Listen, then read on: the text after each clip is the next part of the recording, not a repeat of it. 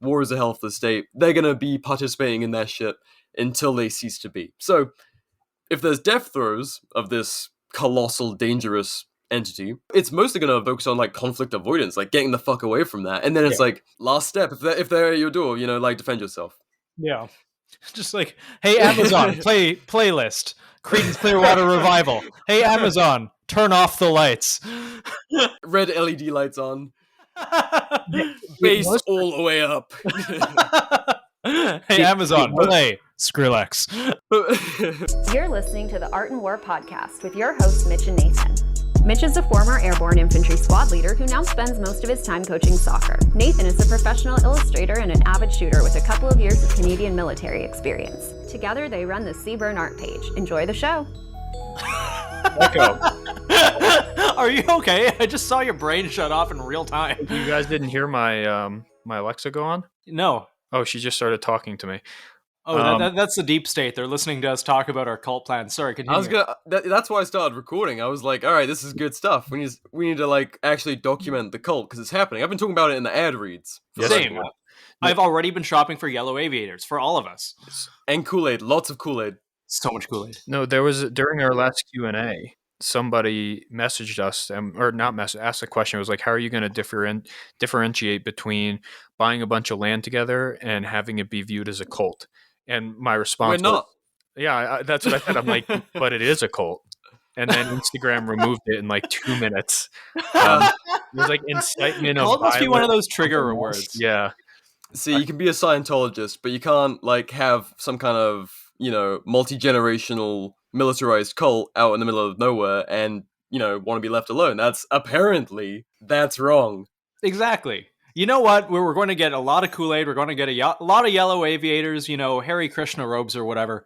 Oh, yes. Yeah. There's going to be some weird hippie shit right next to, like, ARs and stuff. It's going to be odd. There's that documentary on Netflix, and I kind of despise Netflix, so I don't really watch it a lot. But I've seen a little bit of it, about a cult that moved down in the 70s to, I want to say, Oregon? What was it? Wild Wild Country or something? I think so. It was like the Indian cult. You haven't seen this, Mitch? No, I haven't seen this. Honestly, they're kind of goals. It's fucking funny. It's so crazy. They have a security team with like Uzis and they like run alongside the fucking cult leader's car. It's like and they have all these little A-frame houses over this big bit of land in this Oregon hills, and they do some weird shit like take over the town. They're kind of doing like a they're fucked. They're super fucked. They're doing like a evil Free State project kind of thing where they take over the local town politically, and then they just like force all the boomers out, and they're like, no, we are the government now, and they take over the police precinct and just have it filled with their guys, like with religious iconography.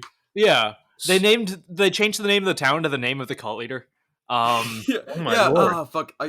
And it was some Indian name. It was like it was like Rajesh something or other. Yeah, I'm probably fucking that up really bad, but yeah, it's definitely worth a watch. It's a lot of fun. I don't think we're going to go that crazy with our cult. I think like two or three rungs below. Yes, like they were like stripping off together and having like crazy freak out like sex release things. Yeah. Well, maybe we'll do that. I'm open to it. Well, maybe just like in the showers after mandated soccer practice. Mandated soccer practice. Yeah, no girls allowed though. No, that would be gay. Yeah. The last cult movie I watched had Margot Robbie in it, and it was about, I think, a South American cult. Pretty good. Is that the Jonestown one, or is there a movie with the Jonestown one? They're coming out with one. That's Leo just got cast as like Jim Jones. Leo DiCaprio? Yeah. That's going to be a good my movie. My boy's getting another Oscar. Yeah, it's going to be Oh my god, I can't even imagine the fucking suit they're going to have to put him in. To be clear, we're not starting a fucking cult. We're just buying land together and maybe doing some homeschooling. Yeah. But we did have a fun conversation about like if the government did deem us a cult, what sign we're going to put up at the entryway for inevitably when like the press comes. The press comes to view it. You got to make it as awkward as possible. Yeah. I think what was it like? There were a lot of good examples. I think one of my favorites was Saint Lizzo's home for the bi-ethnically, racially diverse, like children of different gender identity or something like that. Like, honestly, our little group's gonna be pretty diverse anyway. So like, Yeah. it's gonna look bad no matter what they do. But like, Yeah. Well, Hellfire missiles. oh, well, You can't really differentiate paste. Yeah, charred bodies and paste. I mean, Yeah. I mean, especially if all these other people, I say all these, like there's a fucking massive amount of people, but the couple other folks that are kind of talking about it too. There's some good folks out there. There really is, but we're going to have a fucking Middle Eastern descent with me, a fucking China Canadian man with Nathan, and I hate the China. I hate China. I hate the China. I hate the China. I don't hate the Chinese. I hate the China. a British man. Can we talk about your girlfriend? It's been a while since I got called a race traitor, so why not? Man, That shit is so strange. That is very strange.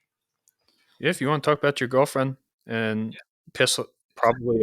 Well, I mean, we're a very diverse group. I'm in a interracial relationship. It's like, but yeah, I mean, it's a modern world, but it's so fucking strange how like that's still something that would drive people up the fucking wall. That's weird to me. In the gun community, there's really, really progressive parts of the gun community, and then like really, really old school, like they would love to live during the Jim Crow era kind of types. Yeah, it's strange, but I don't know. People get up in arms about it too. Black and white racial politics is something I've never really been privy to, coming from Canada. And so like I'm hearing about this, I'm like, oh fuck. Like I watched movies about this and not really realizing it's something I'm not privy to because I come from like an East Coast predominantly white city of like 400,000 now. It used to be much less. Yeah, like my whole thing about race relations, I think it's crazy that it's a thing people still talk about. I grew up in a military culture as a military kid, so like you're always mixed with whoever. It doesn't fucking matter. Like everyone's dad has to do the same shitty job and has to disappear for months on end to do bullshit. So it's so strange when it comes up that as an issue. I think I told you guys about my dad when I was in like middle and high school and I dated a Puerto Rican girl. For starters, so real quickly with that, my father, God bless him, is like the most stereotypical fucking conservative Republican, and he's like close to 60 years old now, so he's kind of like old. But when I was in like middle or high school, I don't remember when, I dated this Puerto Rican girl, and he told me after I introduced him, he's like, they stay with their kind, we stay with our kind. And I'm like, Dad, you're fucking Armenian and you married my mom who's fucking Irish. Like, stay with your own, damn it. Yeah. Except for me. Yeah, it was fucking strange. And even my grandparents were like, Glenn, what the fuck? Like, it was such a weird thing, but it is something that exists today in modern America. Get it? Like it's strange. Like some places we go and it's not even mentioned, or like there's not even like so much as a look, and then some places you go and we get looks and I'm like, what the fuck? Well, I imagine you get looks as well. Well, we're just a funny looking couple because I'm like a fucking like shitty punk kid. I clean up sometimes, but for the most part we look odd anyway, just with our styles and stuff. Yeah, but then you talk too, and people people like, don't know what the fuck to think. Yeah, they're like, "What the fuck?" Because I feel like you're not in a place where there's a lot of English like folks. Actually, you'd be surprised. Arizona has like a lot of English people because it's the opposite of England. Oh, really? You guys haven't fucking introduced me yet. We're almost 10 minutes in. The people. And this is the thing that drives you wild, quite ironically. I'm going to be editing this like, motherfucker, we're 10 minutes in. But you see how easy it is now, eh? Yeah. We're talking about the demographics of my relationship, but no one fucking knows who I am. Yep, so we got our production manager, B.R today. I almost said your name like I do all the fucking time. B.R the Anarch, formerly known as Bloody Revolutions, formerly known as... Did you do the Not Bloody Revolutions thing? Nah. I had Bloody Revolutions and then B.R Hates Feds and now B.R the Anarch. You've been poofed a lot of times, like genuinely a lot of times. Yeah, people don't realize between those, I tried to come back so many fucking times. Because there was months on end where I couldn't come back, and... Yeah. Yeah, I think that was right Anywho. during the election where we Yeah, both... I call... Yeah, everyone was getting banned during the election. Everyone. I'm convinced it's because I called Kamala Harris a cop. She is a cop. She is a fucking cop. She is. I think my last meme before I got poofed was making fun of libertarians. That's such a waste. They all fight amongst themselves anyway. Yeah. They're fucking weirdos. It was something stupid like libertarians when they get 1.7% of the like national vote, and it had them like going fucking crazy celebrating. And then like minutes later, it was like, yeah, you're done. And I'm like, oh that's what did me? That one? So for anyone who's not familiar, because I've been zucked a billion times and my account is like tiny now, but used to have quite the following, like 20k. Used to be during the for those familiar with the term boogaloo, that was a good old run back in the day. That's what got the liberty and gun community like really heavily intertwined, I think, which is kind of where myself, the e-militia, like our kind of generation of accounts and people cropped up during that weird time. I don't know how to fucking introduce myself to your audience, you know? I feel like there's going to be a Venn diagram of overlap. And... Yeah. Some of them will be familiar. Some of them will be like, who the fuck is this? I thought he just did the ad reads and fucked off. Yeah. Do you think that the boogaloo thing is still alive for people? Oh, the forbidden B word. Honestly, I hope not. Like, there's some people like Magnus Penvidya that I like who still kind of identifies with that aesthetic and shit. But I think it was fuel for the fire. It got people talking. It was funny for a minute, and then people treated it like a uniform. And next thing you know, you have like, I don't know, it overstayed its usefulness. People got, and the worst thing about that whole thing was people who were trying to figure out their political identity were identifying as boogs or whatever. Yeah, and it was a funny meme. Yeah. And then it was, this is my personality and I take this 100% serious. Yeah. Oh, the boog doesn't stand for this. You fucking idiot. Dude, it's like a decentralized meme protest. That's what it is. That's the beginning and end of it. And it was effective. I mean, look at fucking Virginia, like Richmond, Virginia, 2020. Yeah. It did a lot of good for messaging, and then it should have been on to the next thing. Like, okay, well, we had a good laugh. Let's talk about practical shit.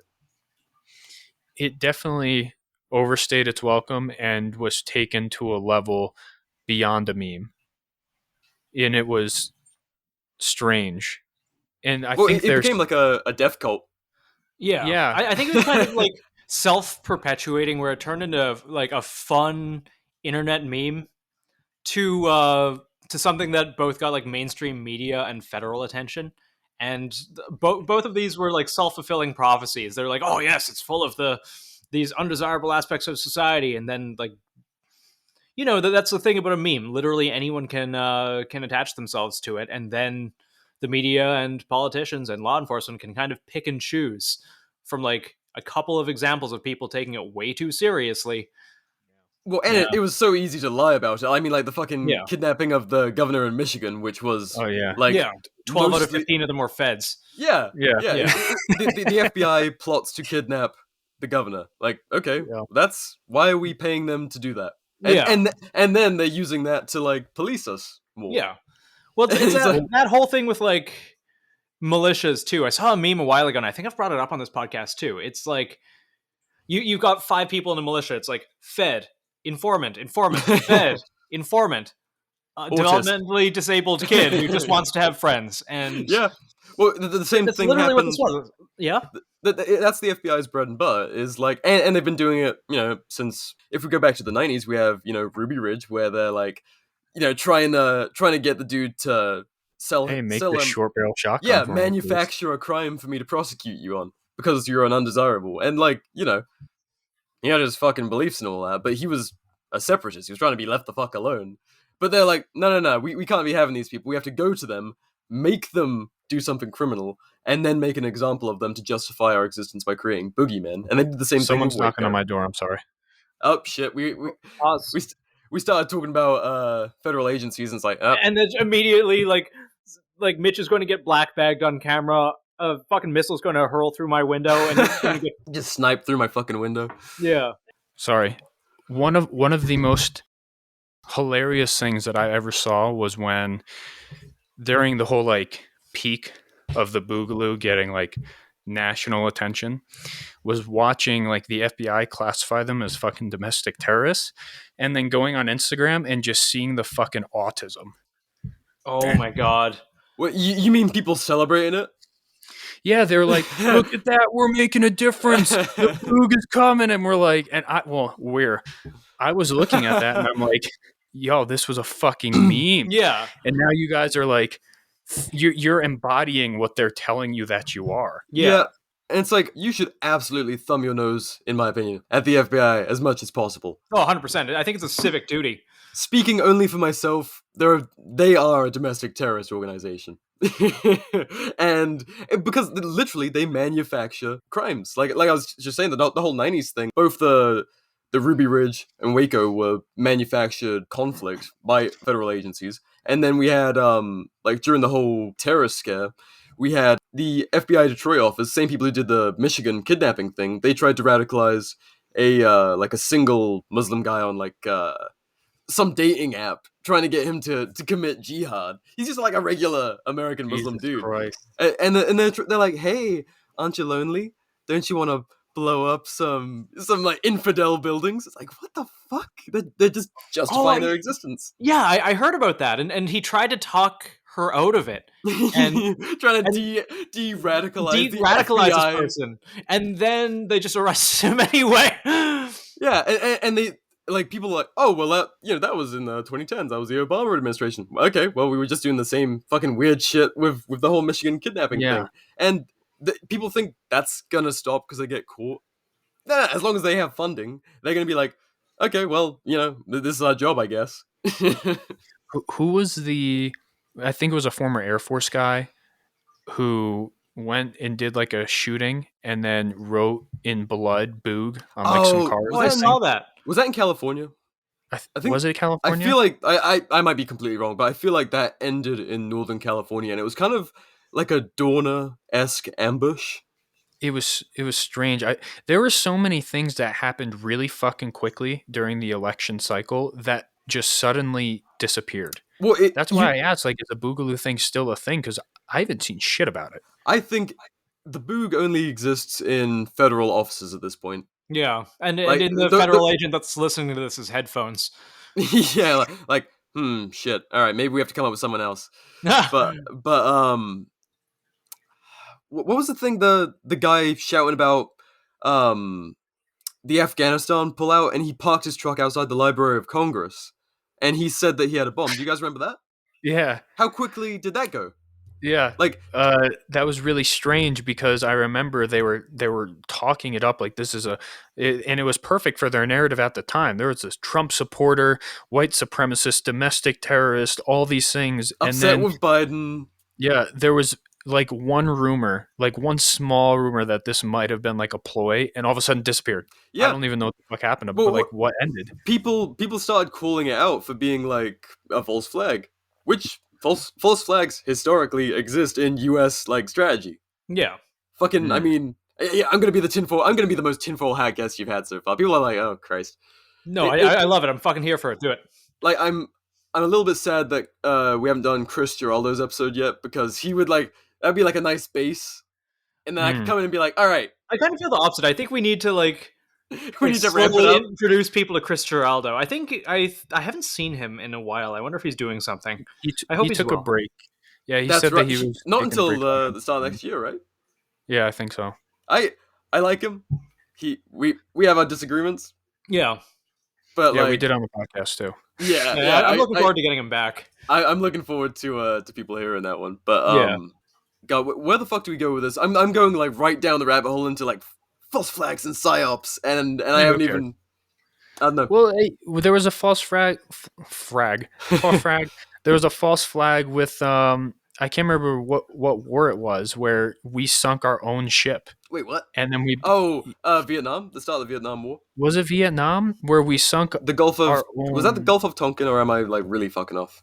I don't remember. I remember, but I learned about this in school, and then I looked into it, and they taught us in school. They're like, well, this could have been like, Yeah, that was Vietnam. yeah, where we sunk our own ship. Did anybody die? I don't know. I don't know if anybody died. And then we were like, oh, these fucking gooks sunk our ship, so we need to go to war now. And all of a sudden, we're in Vietnam. I think that's when it was. It was Vietnam, or it was something like that. But like that shit happens. Like we manufacture our own enemies, and then we're like, look what these people did. We need to go to war now. Yeah. It's like the meme of the guy shoving a stick into the spoke of his bicycle. Yeah. Fucking insert new enemy of the U.S. war machine. Yeah. Where do you think we're going next now that we pulled out of Afghanistan? I mean, I think it's going to be a lot of these, like we were talking about before we started recording. I think it's going to be a lot of these wars that are really easy to get away with because they're not official. Yeah. Like we're in Ukraine. We're still in Ukraine. There's been a conflict in Ukraine for like 7 years now. I'm sure we're funneling money there, and the military-industrial complex is getting its cash there. We're fighting conflicts all over Africa. No one fucking talks about that shit. Oh yeah. Yeah. No. I mean, that video of I think it was the Green Berets that got ambushed in Africa, that just slipped under the radar. Wasn't there a casualty? Like someone, a Green Beret was killed, right? Yeah, and they had the body cam footage of him dying. Yes, it was such a fucked There's been up so video. much shit. I completely forgot about that. Was that? Yeah. That was like pre-COVID, right? I thought it was like near the beginning. I might be wrong. No, this was. There's like the before 4 times, and then this was years ago. Yeah, I feel like as long as COVID's going on, we may be safe from the military-industrial complex ramping up or something. Because there's like only so many things that they'll do at a time. I might be totally wrong. I'm probably totally wrong. It's a good distraction. I mean, it's a distraction, but like the fucking corporate media cycle can only focus on so much fear-mongering at a time. Well, yeah, it's like some of this stuff they're realizing, they don't even need like the public support for a war, like a big push into Iraq or something. It's like, no, we can just do it. Just do counter-terrorist operations wherever the fuck they need to happen, or NATO stuff or whatever. There's always like a way to fill the orders. You know? The drone strikes, like when the Marines got attacked by supposedly ISIS, and then like 2 days later we drone striked. An they aid killed worker. people. Yeah, and kids. at first, all the politicians and military officials were like, "We got the people confirmed. This was 100% mission accomplished." People that did it. And then like a couple weeks later, like some of them were like, "Hey, we found out that was just women and kids." Yeah, like not a single good hit at all. No, and yet people moved on and forgot, instead of, and I'm not saying that we should just start drone striking people to find out who killed the Marines, but it's like people forgot about that, and their thirst for vengeance has been quenched, but it was women and children, and they're still like, we got them. We got them. And then the Pentagon, they investigated it, of course. Yeah. And they found themselves like there was no wrongdoing. It's just like, sometimes we bomb kids. That's how war works, dummy. Yeah, but picture, I think of myself, if I was on the ground and when I was in Afghanistan and I picked up a 320 and I just was like, hey, I can't speak today. Hey, those are the people that shot and killed us. 320, boom. Oh, it's a bunch of kids and women. I'm going to fucking prison. But for some reason, the Pentagon and all the big swinging dicks up there drone strike a bunch of women and kids. High-fiving. Yeah, like, we did it, guys. It's, I don't know. It's sad that I can sit here and laugh about that because it's fucking tragic for those people over there. Well, it's tragic. I think when you're very aware of how this thing works, you have to laugh. Because I'm desensitized as fuck to like war crimes and police brutality videos and all that kind of shit. Yeah. And so many people, they try and be as willfully ignorant as possible to these things because it perverts their worldview. If there's like some consequences to how they view the world. And it's really, it's nice to be like, we're the good nation and we're killing it, and everything we do, you can't knock it. We're just handing out freedom to the whole fucking world. Mm. And then you're like, oh wait, people fucking hate us. People hate Britain. People burn British flags. People hate America. People burn American flags in other countries. And you're like, oh, well, they just hate us for our freedoms. Yeah. They hate us because they ain't us. Yeah. They hate us because they ain't us. They hate us because we're making money for like a few very fucking rich people by blowing up their children in their cities and then sacrificing our own lowly peasant selves to the war machine. It's like, but we're so fucking convinced this is like, we're in the right, it's heroic, and not only that, and we're killing it. Yeah, we're doing a great job. Just think of, let's say, the shoe was on the other foot, and Afghanistan had the capabilities, and their government, not just some fucking terrorist, their literal government, drone striked somebody in America because they deemed them as terrorists, completely missed their fucking target that they were trying to get anyway, and just killed a bunch of women and children. Yeah. And then you as a country in the United States are just like, well, we're powerless to this, I guess. Like, what the fuck are we gonna do?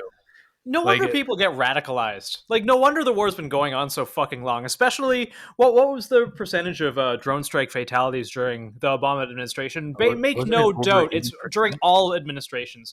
It peaked at around 90, and that's Pentagon internal documents. Who knows what the real fucking number is? But it's probably worse.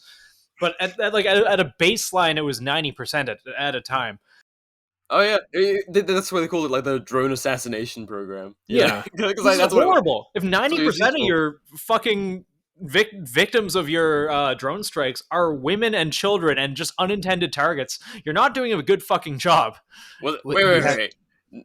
Was it 90%? It was 90. I thought it was 80. Look this up. I'm just checking because I'm the most anti-war motherfucker. So I might be totally wrong. Keep in mind, again, we're just shit posters on a podcast. I know they skewed the statistics with the wording they used. For example, if they killed like a 14-year-old boy, right, didn't have a gun or anything, they classify that as a military-aged male. Oh, that's right. It was how they were defining it. Yeah, they were defining the people that they killed to justify some of them, but like they drone strike, and they kill 5 boys that were just digging an irrigation system, and they're military-aged males. Military-aged males. It's fine. We got them. Yeah, making the numbers work. Mission accomplished. Yeah. Yeah. God, what? How the fuck did we get into this shit? I don't know. I don't know. 90%. 90%. Yep. Fuck. 70 documents revealed civilian casualties constituted over 90% of victims of drone strikes. So, something I'd like to get into, because a lot of people, like, you have a lot of different viewpoints listening to this show.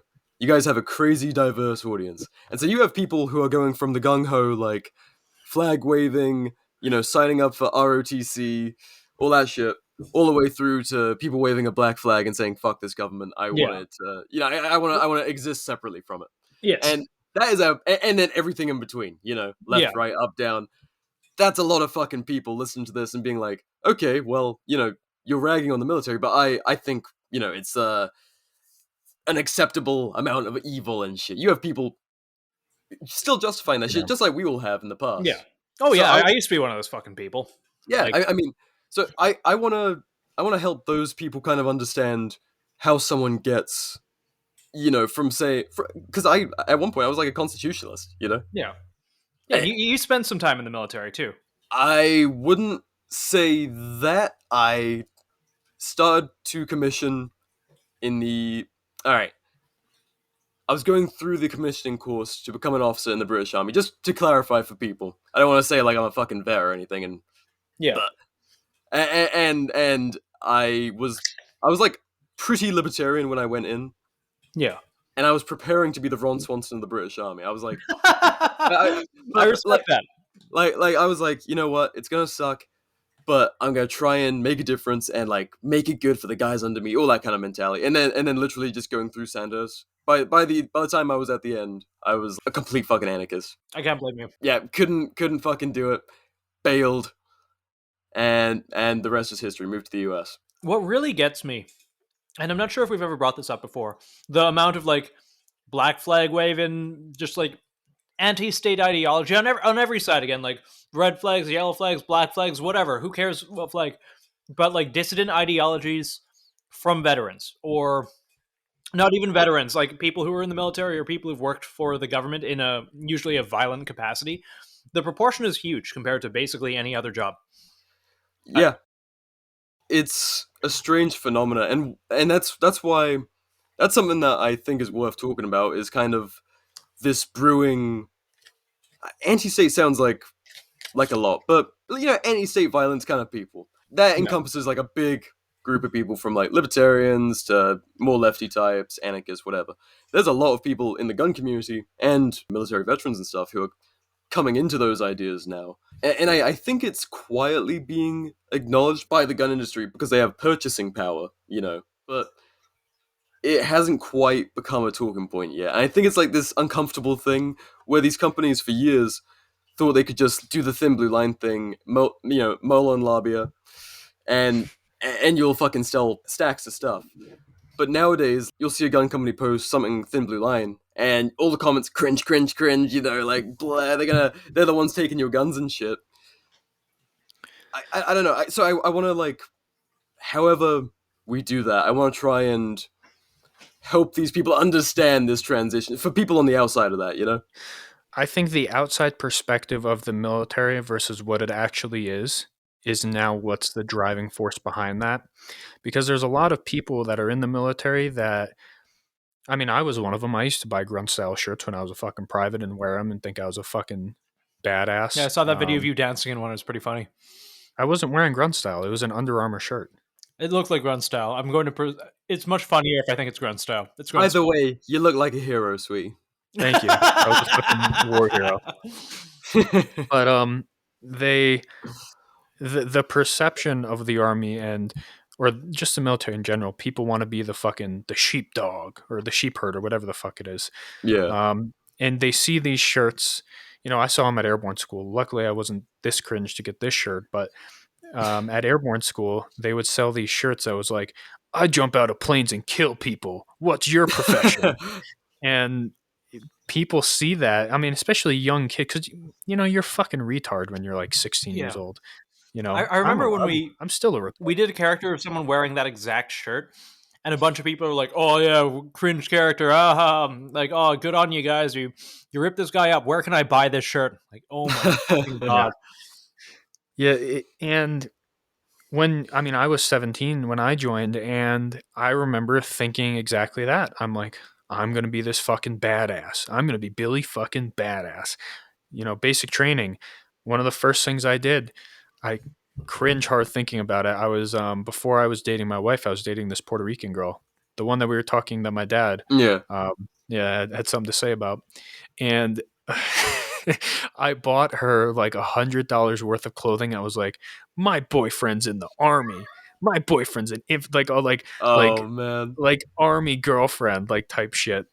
And I was so fucking proud of it. I'm like, she's gonna be fucking proud of me. Everyone's gonna see that shit. They're gonna think I'm a fucking badass. And then I don't know what hit me. I was just you want to know? I remember it was this staff sergeant that I had from Trinidad. He saw me wearing one of these grunt style shirts, and in this thick Trinidad, he's like, "Why are you dressing like a fucking pussy?" And I'm like, "Oh, well, dream Chad." Yeah, and I think it kind of stemmed from there. But people that are young, they see that and they see maybe they don't like the version of themselves that exists, or maybe they do and they like the version of what they could be, and they have this idea of what the military can give them. And then, well, it's just like archetype, to be that military guy. Like you got the cut, and you're a weapons expert now because you've been through basic. It's like, and I've brought this guy up so many times because he just fucking pisses me off. This fucking bosun on a warship goes to the range, and he's got what's a bosun? It's basically like the Navy version of corporal. Oh, okay. Yeah. Okay. Or Sergeant, I don't know, whatever. This fucking bosun shows up, and he's Navy got his shit. own rifle, just this like 308 fucking semi.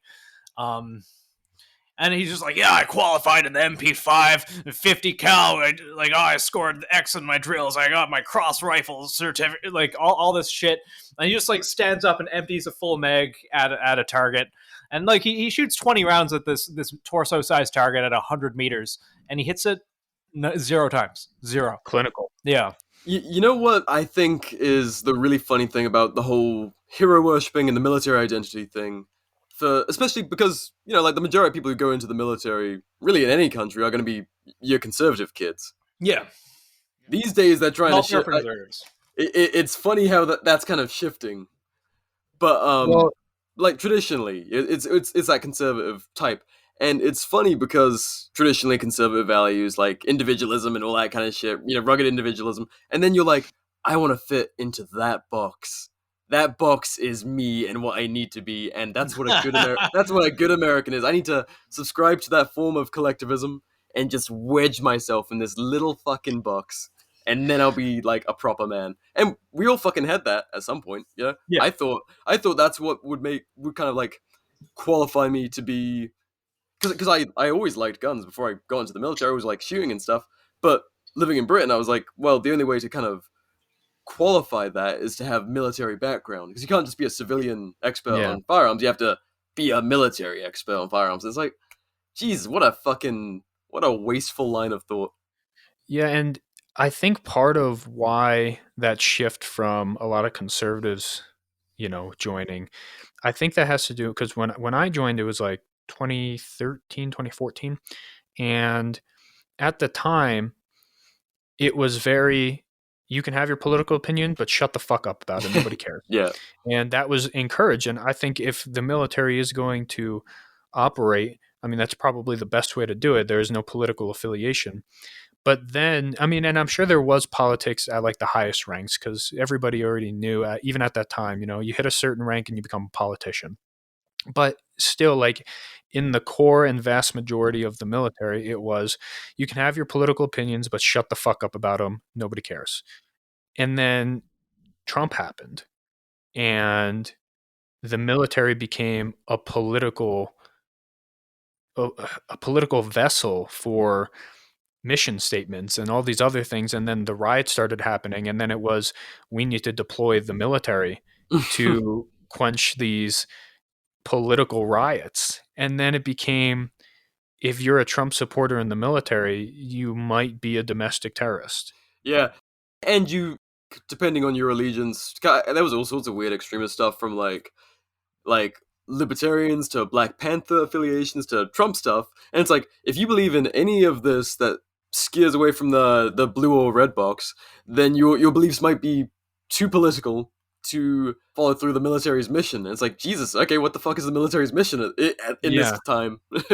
It's very strange, because I still, to this day, I am very quiet about politics at work, because well, that's just professional. In any job. That's the thing. Like, it doesn't have to be just the military. Yeah. It could be any fucking job. Politics, especially nowadays, are so divisive that I don't care enough. I don't want my friendships at work to be ruined because of politics. Or just how you do your fucking job.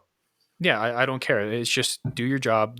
That's all that matters. But there's this idea now where like the military is in this weird phase where they feel like they're being targeted for supporting a political candidate on both sides, and they feel the need to talk about it.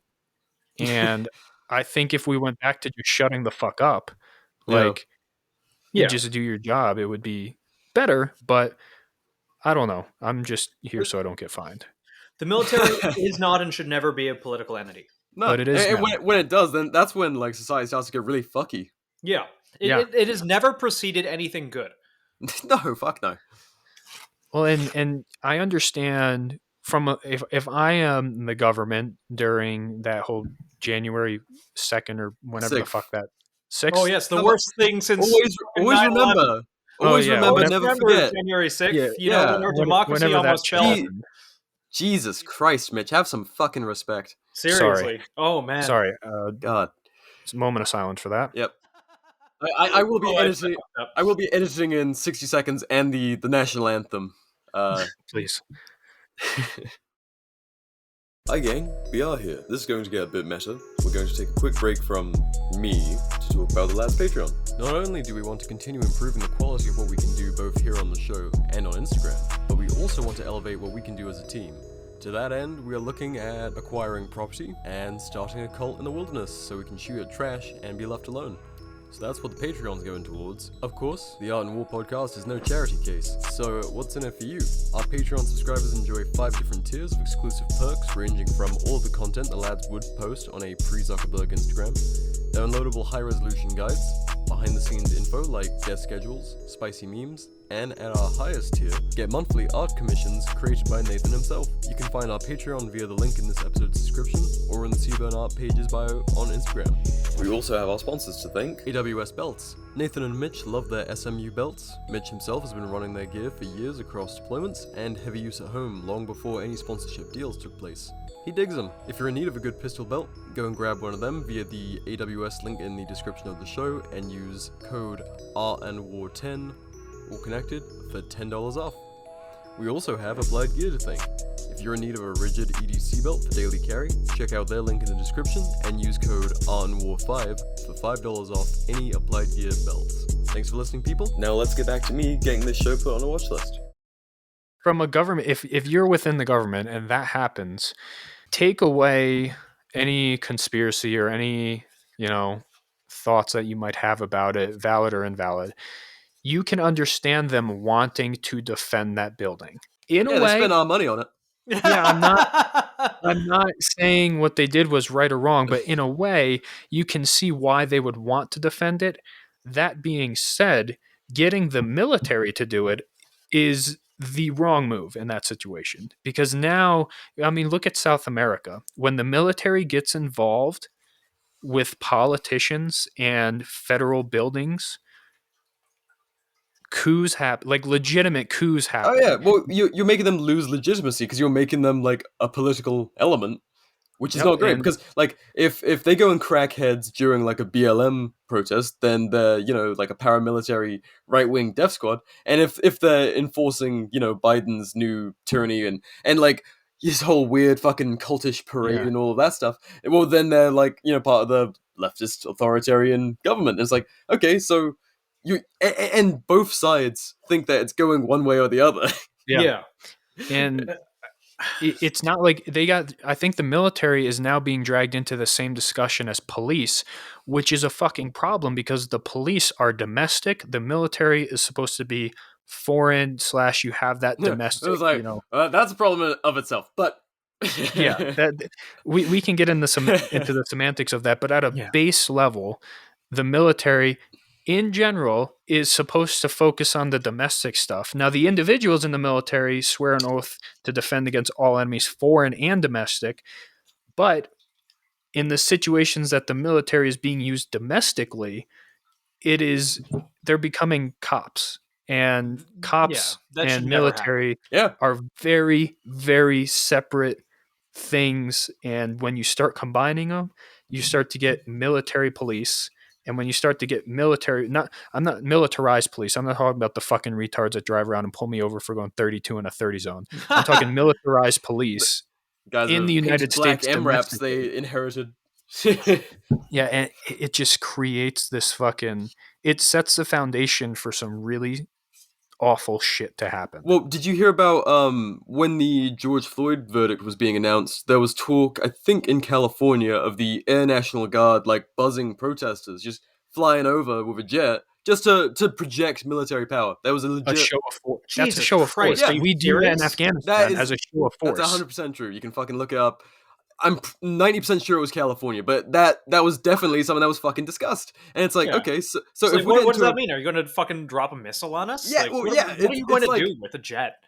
It stresses me the fuck out. Yeah, and then there's like the most asinine shit from these idiots who won popularity contests and don't understand like escalation of military force. Like Biden was talking about. I mean, all sides are guilty of it. Biden, Trump, that fucking Eric Swallows, whatever his fucking name is. Yeah. The Chinese compromised one. He was going on about like, you know, using nukes on the fucking populace, and like it was joke like that, you know, that was a big gun meme, like, oh, we'll defeat gun owners with nukes and shit, and then Biden, of course, saying you need F-15s and nukes to take on a government. It's like, you guys don't get what you're fucking saying. Yeah, you don't get what you're saying. Like, these are ludicrous things to say in public. Yeah, but the it's like, are bad.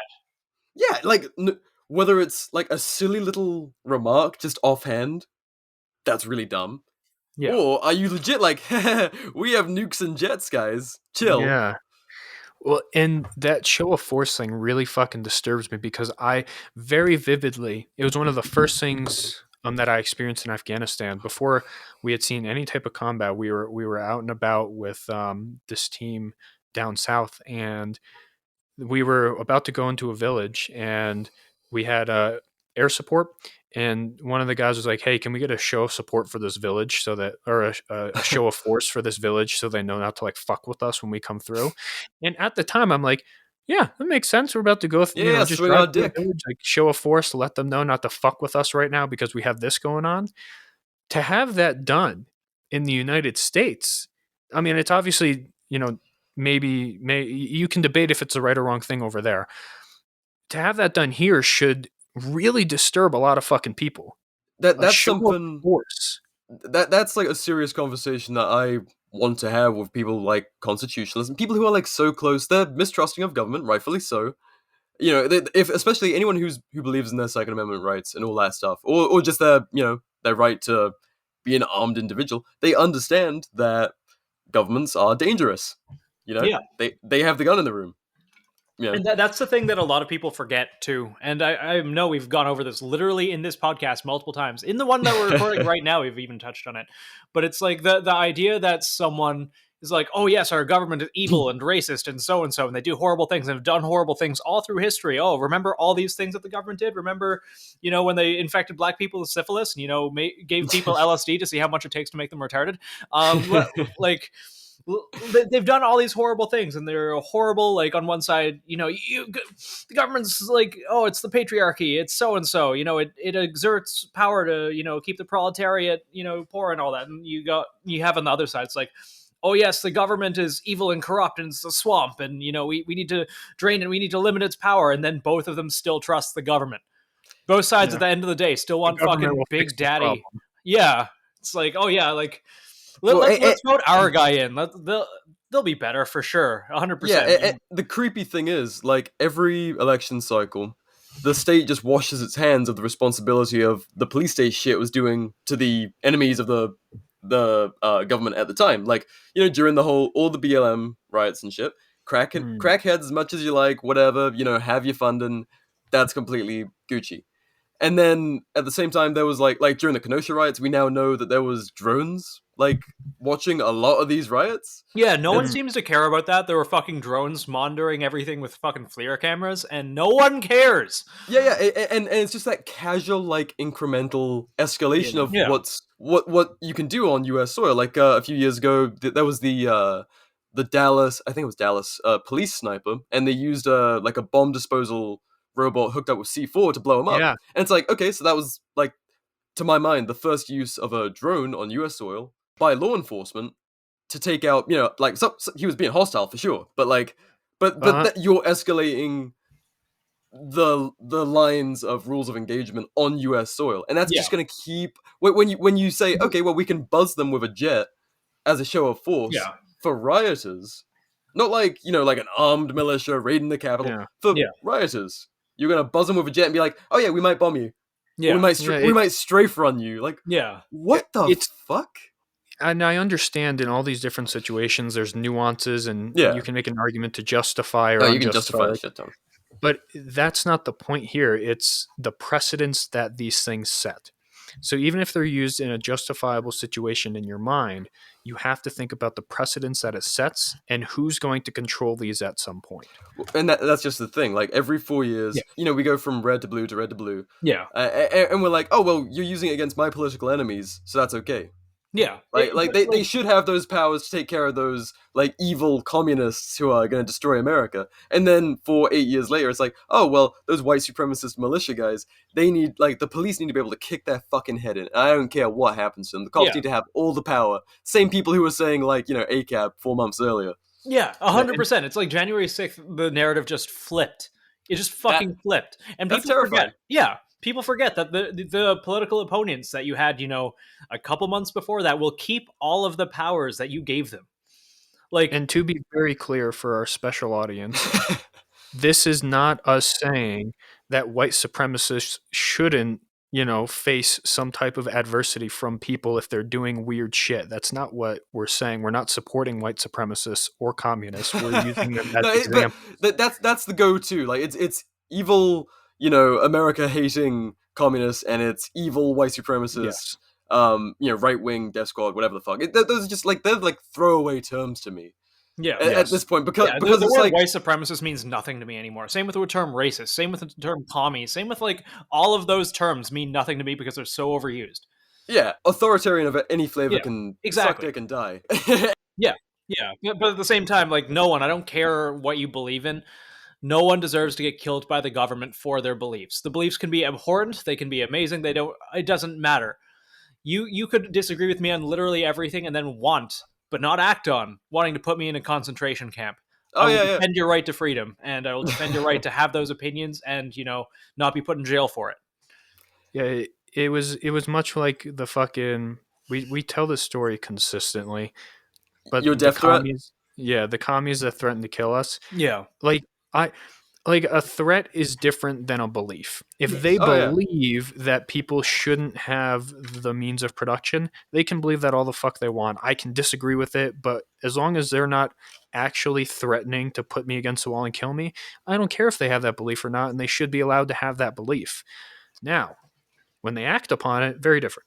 Yeah. Very fucking different. But it's the same. These are like 14, 16-year-old kids who read, a meme that had Marx's picture on it, and now like, that's you don't know what real communism is. Yeah, now that's their identity for the next 6 months until they figure out the next thing. Yeah. It's the same thing with the people on the right, too. You have these fucking fringe white supremacists that are just being edgy. Yeah. Yeah. And then it goes like 1 or 2 steps too far. Next thing you know, that's like their thing. Yeah. And that's just it. I can disagree with somebody that's racist and think they're, a piece of shit, but they shouldn't be jailed because they think, some minority is lesser than them. When they start acting on it, very different. Yeah. And that nuance gets very lost, I feel, nowadays. It's, oh, you believe this, you deserve to die. Yeah. Like, no, you don't deserve to die. You deserve to be called a piece of shit. No, we're successfully divided and conquered. Like, it's so easy to put someone in a box these days and then just do away with them and justify any kind of action, any violence towards them. Just be like, well, they're of this group, so fuck them. Yeah. And I mean, we're all fucking guilty of it. Yeah. There's this weird, scary, false dichotomy. There's an absolutely false dichotomy in that like the left-right paradigm that we've talked about 1,000 times. It's like you're a communist or a fascist, and there's nowhere in the middle. Yeah, it's people lost the ability to have nuance. 2 flavors of authoritarianism is the only thing that exists in the world, apparently. Yeah. If you're not anti-fascist, you're a fascist. Oh my god, people genuinely saying that. Oh my god. Yeah. Antifa. It's so strange because, like, I'd consider myself anti-fascist. But like, I'm not Antifa. Yeah, it's like, but there's a difference. You can be against fascism, which can be from the left or the right. It's not really. Oh, it's so strange because I've talked to like absolute shithead Antifa losers, like just fucking scum, who are just out there, just like these, like whatever the fuck all the right wing types who go out there just to crack heads in the street and like fight for their political masters. But then I've talked to some Antifa people who are like, the ANCOM equivalent of where I'm at, and they just want to be left the fuck alone to their commune and do their thing and, outlast all this awful, they're anti-war and war on drugs and all that kind of shit. And they're like pretty personable people. There's really cool ANCOMs out there.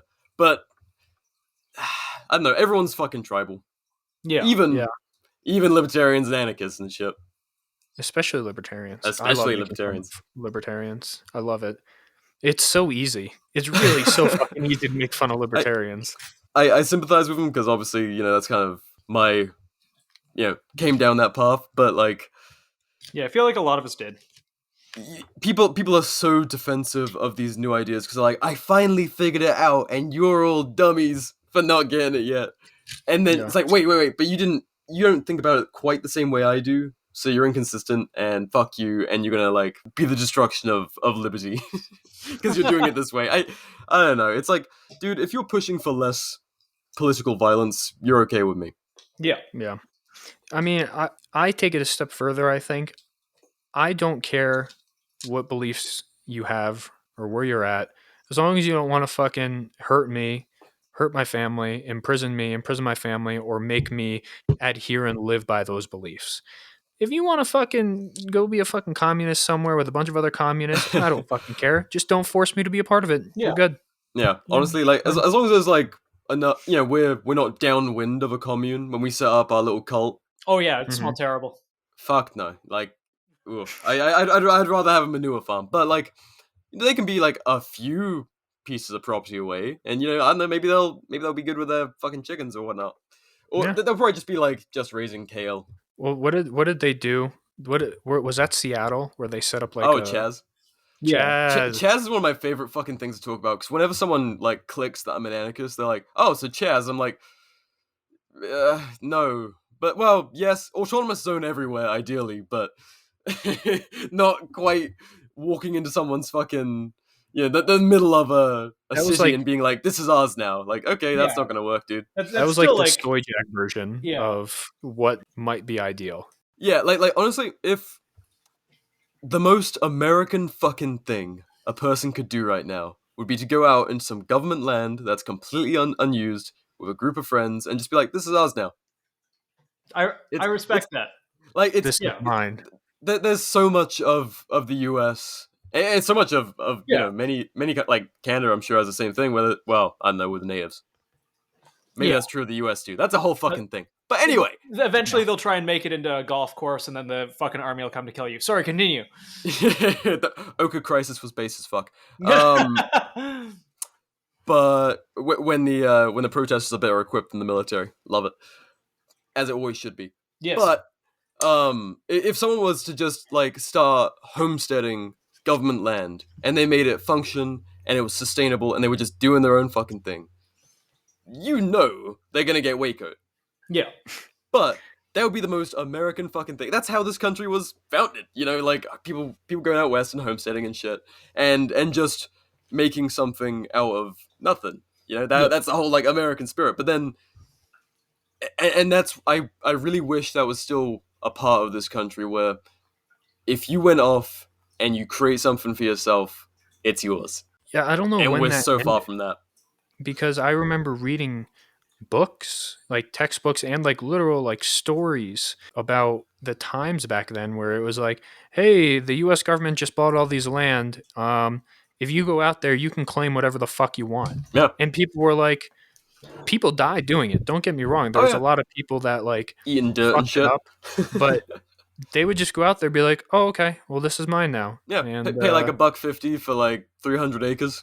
Yeah, and it was theirs, and they could make whatever they want out of it. Yep. Oh, the gold rush? That wasn't the fuck. I mean, I'm sure there was some government people out there like trying to get gold. The gold rush was just people that was like, I want to go make my fortune. Yep. And they would. And then civilization followed, and then government like lagging way the fuck behind.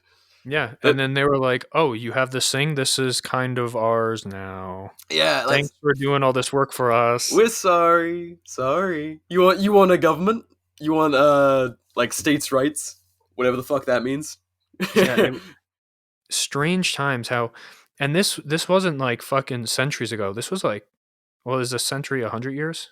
Yeah, come on, dude, Christ. Okay. This was like centuries ago, but it was like 200 years ago.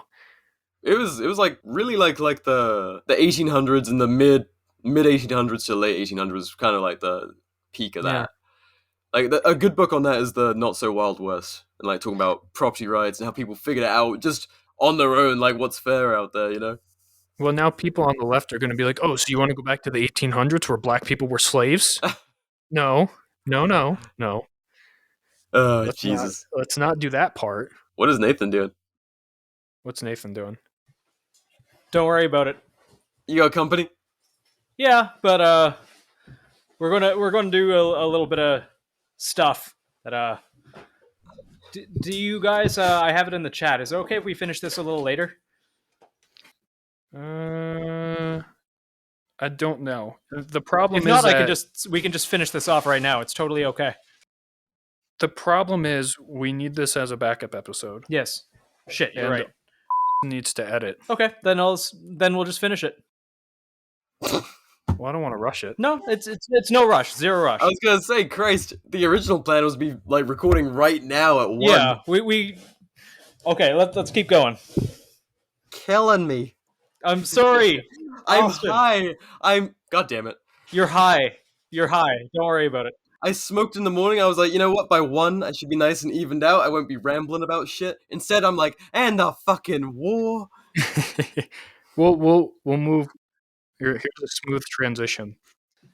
You've been editing our podcast for 19 episodes now? Yeah. 20? Well, this will be done with 20. Oh shit. And I'm sure we've done 20 plus episodes at this point.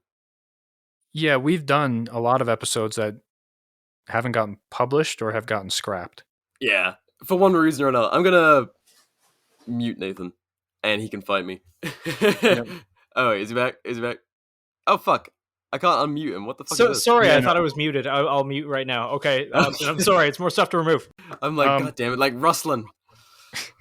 When I'm kind of curious now. We're gonna get really fucking meta here. I love it. I'm I'm kinda gonna light this joint and we can get really meta. Hell yeah. Even though I'm just like, I'm gonna sober up. Nah, fuck it. Yeah, fuck it. We are all over the place. People are gonna think, like, I was like, I'm gonna come on here, I'm gonna make my case, we're gonna, like, address the retard anarchist thing. Nah. Maybe we'll hit that.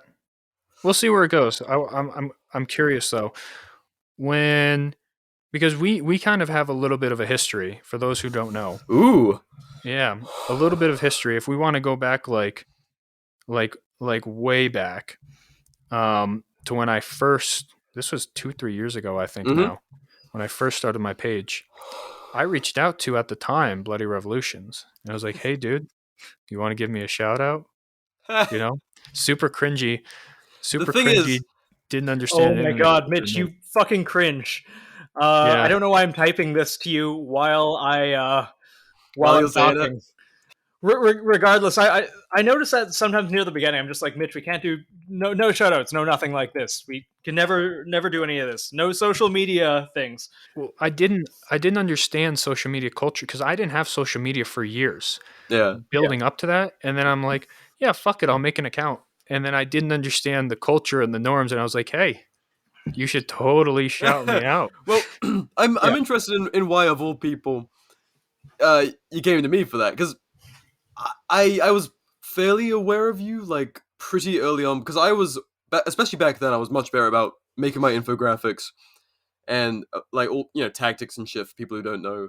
And it was kind of like a tactics for dummies. Like, hey, I had a crash course through Sandhurst. I know, like, the basics of small unit tactics, and I've, like, read up on that shit on my own. And I don't see many people talking about it, especially in, like, a digestible meme format where you can sit on the shitter and, like, figure out the very basics and be like, oh, that's something I should know. I'll look into it some more. So I was super into anyone who was spreading infographics and information like that. Is that a skull cap for NVGs? It's a skull cap, yes. God, it's so fucking dorky. I love it. Sorry, continue. But, like, you were... I hadn't seen anyone... Because I hadn't seen, like, Fearless Seaburn or anything, or any other account talking about Seaburn preparedness, and I think this was even before protests were getting gassed and shit. Yeah. You know? So it was like, oh yeah, no, that's wise. Like, I know gas masks are, like, a prepper thing, but I don't know fuck all about it, you know? I know my dad says it sucks to shoot in them. That's it. Yeah. Oh my god. Well, my only experience has been the gas huts, and that in itself was just awful. Awful. I've never got to do anything like that, and I'm not exactly tearing up over it, but anyway, so you were doing informative stuff from the start, right? You were doing, like, Q&As, and I mean, you were doing, like, educational memes, I think. Yeah, so I had just been voluntold to be the Seaburn NCOIC for my company. And I was miserable about it because I'm like, well, this is fucking stupid. Nobody cares about it. I went to this course and it was taught by this old Vietnam vet who literally talked like this with his voice all the fucking time. Yeah. It's been huffing some gas. Yeah, but he definitely diverted from the course material and he made it interesting. And I was thinking about it and I'm like, this shit's kind of important to know because throughout history, there's been a lot of chemical warfare that's happened, not necessarily in the United States, but in the world. And biological warfare, which biological agents still scare the living shit out of me. Oh, yeah. But I don't even think I had graduated the course yet when I'm like, people should know about this. And it wasn't a specific group of people. It was always just people should probably know this because history has shown this is relevant. Yeah, that was a big thing behind my guides as well, because it wasn't like, I wasn't, obviously it was like more targeted towards like libertarians and anti-state people, but ultimately I'm like, you need to, like, governments are fucking inherently dangerous. You should have some idea of like the very basic cover and concealment. That's like what it started with. And then camouflage and all that like basic shit that like, oh, I believe in my Second Amendment so I can go out and shoot at trash, which is fine. But it's like, if you actually needed to use that shit and defend yourself against a government, what the fuck? You don't know what the fuck you're on about. And so, yeah, I took like a great appreciation to you. That same kind of mentality. That's why we talked a little bit early on, like, you asked for a shout out, and I'm pretty sure I was just like, oh, his stuff is cool. That's, like, and I really did that. I remember it. I distinctly remember it too. Really? Because because it's at the sucks time, ago now, so I'm like, ugh. It was years ago. Like over two. It was probably closer to 3 years ago. And I remember I had just kind of like the prepper community is kind of where that whole started. Like people just preparing for things. And I came across like a bunch of other things through other rabbit holes. And I remember seeing your stuff and being like, holy shit, this is pretty cool. But I think at the time you were at like 7,000 followers. And I'm like, yeah, there's no way this guy's going to pay attention to me. But I'm going to reach out anyway. Because in the big leagues. Yeah. So at the time I was like, I'm going to be completely honest. At the time, there was a couple things that went through my head when I reached out to you. I was like, I've seen his stuff. He's putting out informative things, and I like that. I want to do something similar. Our audiences, in that sense, are probably going to cross over. And at the time, I think I had like 10 followers. And I'm like, yeah, this could be really good for me. And I didn't know what it would become. You never do. Like, yeah, my shit was so niche. I expected to have like maybe 200 other people at best who were like, oh yeah, I like talking about punk rock, guns, anarchism, liberty, and now like fucking psychedelics and shit. That's a whole other rabbit hole. But like, it's so fucking niche. And then you go online and you're like, oh, there's other people interested in this. And then it starts to really pick up because when you accidentally fulfill a niche, like you did, putting out informative stuff on Instagram didn't used to be that common. Like in the last 3 years, infographics, especially in our kind of circles, like just prepper and I mean even your garden shit, stuff like that, just general preparedness stuff has blown up and become so common, and it's really cool to see like everyone attempting it. It doesn't matter if you have 10 followers or thousands. More information is better and more informative and shit. Yeah. I really like seeing all the accounts coming and doing this kind of stuff, and we're seeing kind of an explosion in it, which I really like. And we're definitely not the first, and we're no. Yeah, but I like to think that we've had at least a little bit of influence in that direction. It's good, yeah. Like Garen Thumb and T-Rex Arms have been doing it for a long time, but it's really nice to see other accounts like Reclaimer Adept, fucking Redbeard Tactical, all of those, like. So many. If I start listing them off, people are going to get upset that I didn't mention them. But I follow yeah. So someone I like is I forget exactly how the @ goes, but it's Wish a Bish Wood, and they do. Yeah. Oh yes. She's fantastic. She talks about like gardening and stuff, and like homestead shit. Mindset. Yeah. Yeah. She's fucking cool as hell. Anyway. Yeah. She's very cool. I do remember back when I first started the original page, it wasn't political at all.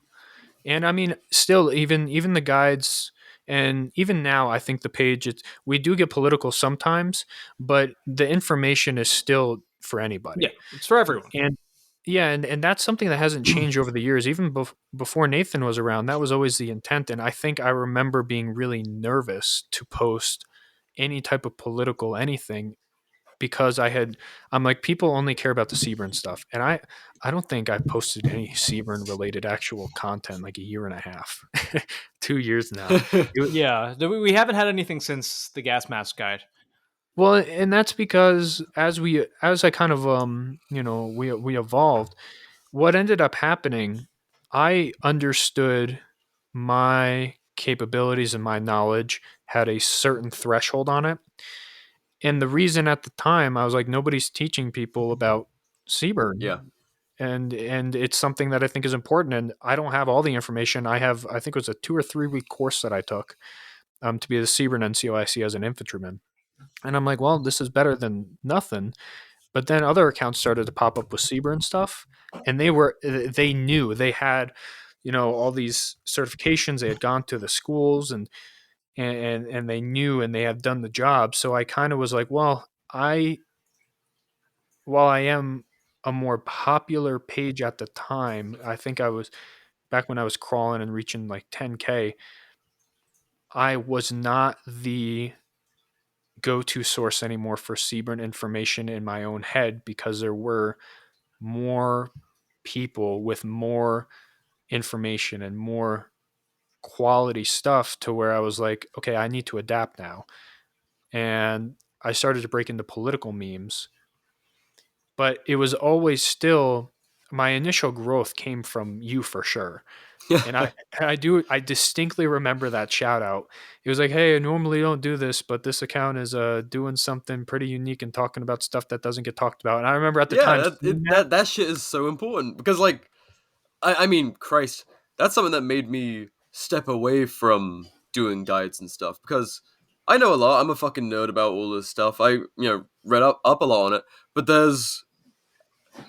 when there wasn't many people doing it, I was like, all right, well, I've got fuck tons of notes from Sandhurst, and it's kind of cool to adapt, like, kind of British doctrine, which is a little bit different here and there, and like make it civilian friendly and something different. And then I was like, there's a lot of people who know their shit and have a lot more experience with it, and a lot of the British stuff was outdated as fuck, I came to learn. I empathize a lot when you started to step away from the Seaburn stuff and go more into what you knew, because I was like, I did a medical guide, which really put me off doing more guides and made me slow down a lot, because it was what I was fucking taught at Sandhurst, but it was like 10 years out of date medical stuff. Yeah. And I didn't realize it until I saw some other people talking about like American Rescue or whatever it is, and like quality. Fucking Dr. Boogaloo, or the field doc, as he. He's one of the most interesting people I've had the pleasure of talking to.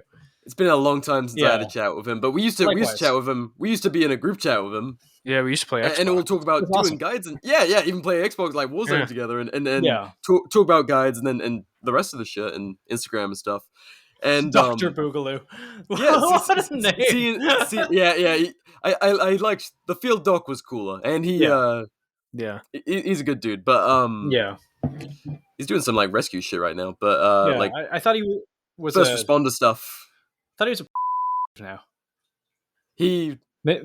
I might have to take that out, but he was, and now he's going into like first responder shit, which is really cool. That's really cool. I mean, might be both. Who knows? Like, the guy's fucking interesting. Dude's fucking yoked too. Yeah, I believe it. He's a sexy man. But I'm dead fucking serious. But he really is. Yeah, I'm actually distracted. I'm actually completely distracted from what I was going to talk about now. Yeah. Just thinking about him. We were talking about guides and stepping back because other people have more information. Yeah, I mean, you guys, you stepped away from the Seaburn stuff, but I mean, you stepped it the fuck up with the rest of your stuff. Because I mean, I haven't done a guide in so fucking long, and there's so many people asking about the book and shit. I'm like thousands of words in, and I haven't posted any of it because it's like kind of out of respect for the amount of quality stuff out there, Yeah, and you should talk about it a little bit. Show yourself. So it's something I plan on now that I have the Anarch Substack, somewhere where I can't get banned for talking about spicy as shit and kind of mixing a little bit of theory, like kind of disliking conflict, but talking about how to get through it with as little collateral damage as possible to like defend yourself against an aggressor. That's the whole idea of my guides, and I think that's why I still see value in the project, is because that's not going to be a thing in most people's stuff. It's going to be biased. It's going to have some theory tied into it, and it's going to be like, I think conflict is the worst fucking thing humans can do between themselves. But there's some people on this earth that don't understand that. They're called the state. They conflict is how they exist. War is a health of the state. They're going to be participating in that shit until they cease to be. So if there's death throes of this colossal, dangerous entity, it's mostly going to focus on like conflict avoidance, like getting the fuck away from that. And then it's like last step, if they're at your door, like defend yourself. Yeah. Just like, hey, Amazon, play playlist. Creedence Clearwater Revival. Hey, Amazon, turn off the lights. Red LED lights on. Bass all the way up. Hey, Amazon, play Skrillex. So that's probably where I'll go with it. And but that's kind of what I've been shifting it towards, because initially during that whole like Boogaloo movement, everyone was fucking dumb and bloodthirsty and kind of like, well, this is it. Like, conflict is inevitable. Everyone's angry and directionless. Yeah, and it's like, you should be. I believe in every fucking individual being a capable rifleman. I think that is a very admirable thing, to be capable of conflict and fucking abhor it, and to know all sorts about conflict de-escalation from the micro to the macro and all of that good stuff. But if there is violence, know how to fucking handle it. Quickly and with as little collateral damage as possible. It's better to be a warrior in a garden than a gardener at war. Yeah, and I love all that shit. Peaceful, not harmless. So that's going to be a big focus of the guides now. But initially, when it was just a straight up small unit tactics kind of and like basic soldiering shit. Free my homie. Who did Mitch mistake Uncle Ted for the other day? Fuck. Who was it? Mitch, who did you think this was? You never corrected him too. I was like, he's just gonna. I have no idea. It looks like Typo. From biting the bullet. It kind of does a little bit. Typo looks like young Uncle Ted, or vice versa. I didn't want to correct him on Instagram, where literally everything is just like you fucking fed posted in our group chat. It's meant to be a fat people shaming chat, and instead it's just like fed post. It's a lot of fed posting, but I try and keep it just like surface level fed posting.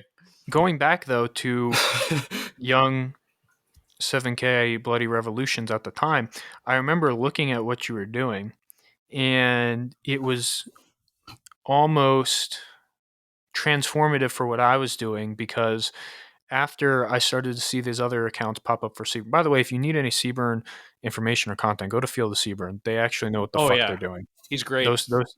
Those two people over there actually do that job or have done that job, and they know what the fuck they're talking about.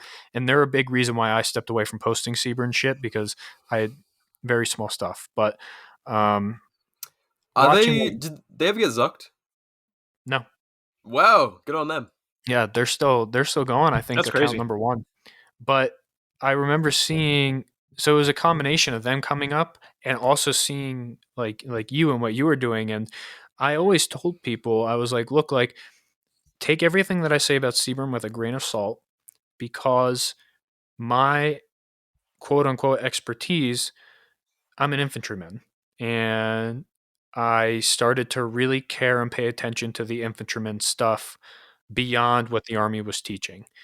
And first aid was something else that I kind of like if I had to put things that I'm good at, it would not be anything that I've ever done in the military. It would be soccer stuff first. But if I had to take like useful guide stuff to make that I'm good at, it would be infantry stuff, medical stuff, very basic Army, just specifically Army radio stuff, and then Seaburn.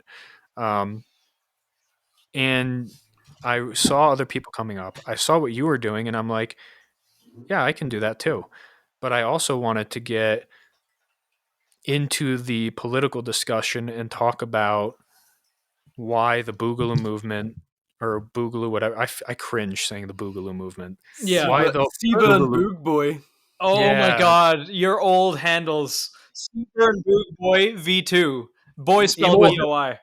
More in the game than my account ever Yeah. was. Likewise. Yeah, so- I haven't posted since 2017. It was Mitch is all like a sweating meme, right though. now, like watching this. It was all a meme. Yes, it was. And- Oh yeah. It didn't I become latched cringe onto until it. later. I actually found it a lot of fun until, Well, if we want to get into that, what made me change it was seeing people not comprehend that it was a meme. Yeah, I saw yeah. people that were when it like, became an identity, it was yeah, like I was like, it ran- no, that's not my identity. nah. No, like, like- I'm not part of that shit. I thought it was a meme. I thought we were all on the same page about this being a really cringy, short-lived Yeah. meme. there that will I'm always just- be people who take everything too seriously. And some of those people are angry and violent. Yeah. That whole fucking thing was a mess, and it's crazy that there's still people who rock Hawaiian shirts and body armor to like protest. Are there I still? think, Are there fucking still? oh yeah, Oh yeah, That I is think- a level of autism that I can't wrap my head around. yeah. I'm a big supporter of armed protesting, but I think don't look like a fucking like stormtrooper or some shit. Yeah. Yeah. Just look like an armed professional Yeah. civilian. If you're at the Capitol, don't wear fucking camo. Wear jeans. Yeah. like simple shit like that. Just be a fucking dude. Yeah. Maybe cover your It's- face. it's 'cause- the 'cause culture people are war. creepy. It's normalizing things. And if you have fucking Meal Team 6 up there in like Yeah. full multicam with Punisher skulls and fucking Yeah. it's not a good look. And again, like I support the right for anyone to protest, and I never say like stay at home, don't do this, or like, but like guys, it is a culture war. It is a culture war, and what's going to happen is the media is going to take bites of this. And again, like don't tailor yourself to the media, but also like tailor yourself to the people around you. Yeah. And like if you're just like fucking big chungus, fucking 400 pounds of just like hasn't worked out a day in your life, and you're standing there in just like full M81 BDUs and like You're the one getting photographed. yeah, Yeah. like AR 500 plate carrier. Yeah, it's not gonna be the squared away professional looking guys. If those guys are at protest, the camera's gonna go whoop. Yeah, right over Yeah. to the, No, we don't want to see them. yeah, right Yeah. over to the guys who look like a '90s threeper militia. It's like, Yeah. oh fuck. Or just like my favorite's the fucking Amazon tactical vests, the like $30 ones with that don't hold plates. Waving an American flag that was printed in China. Yeah, with like a Smith and Wesson M&P 22 or something. And then like an Amazon red dot.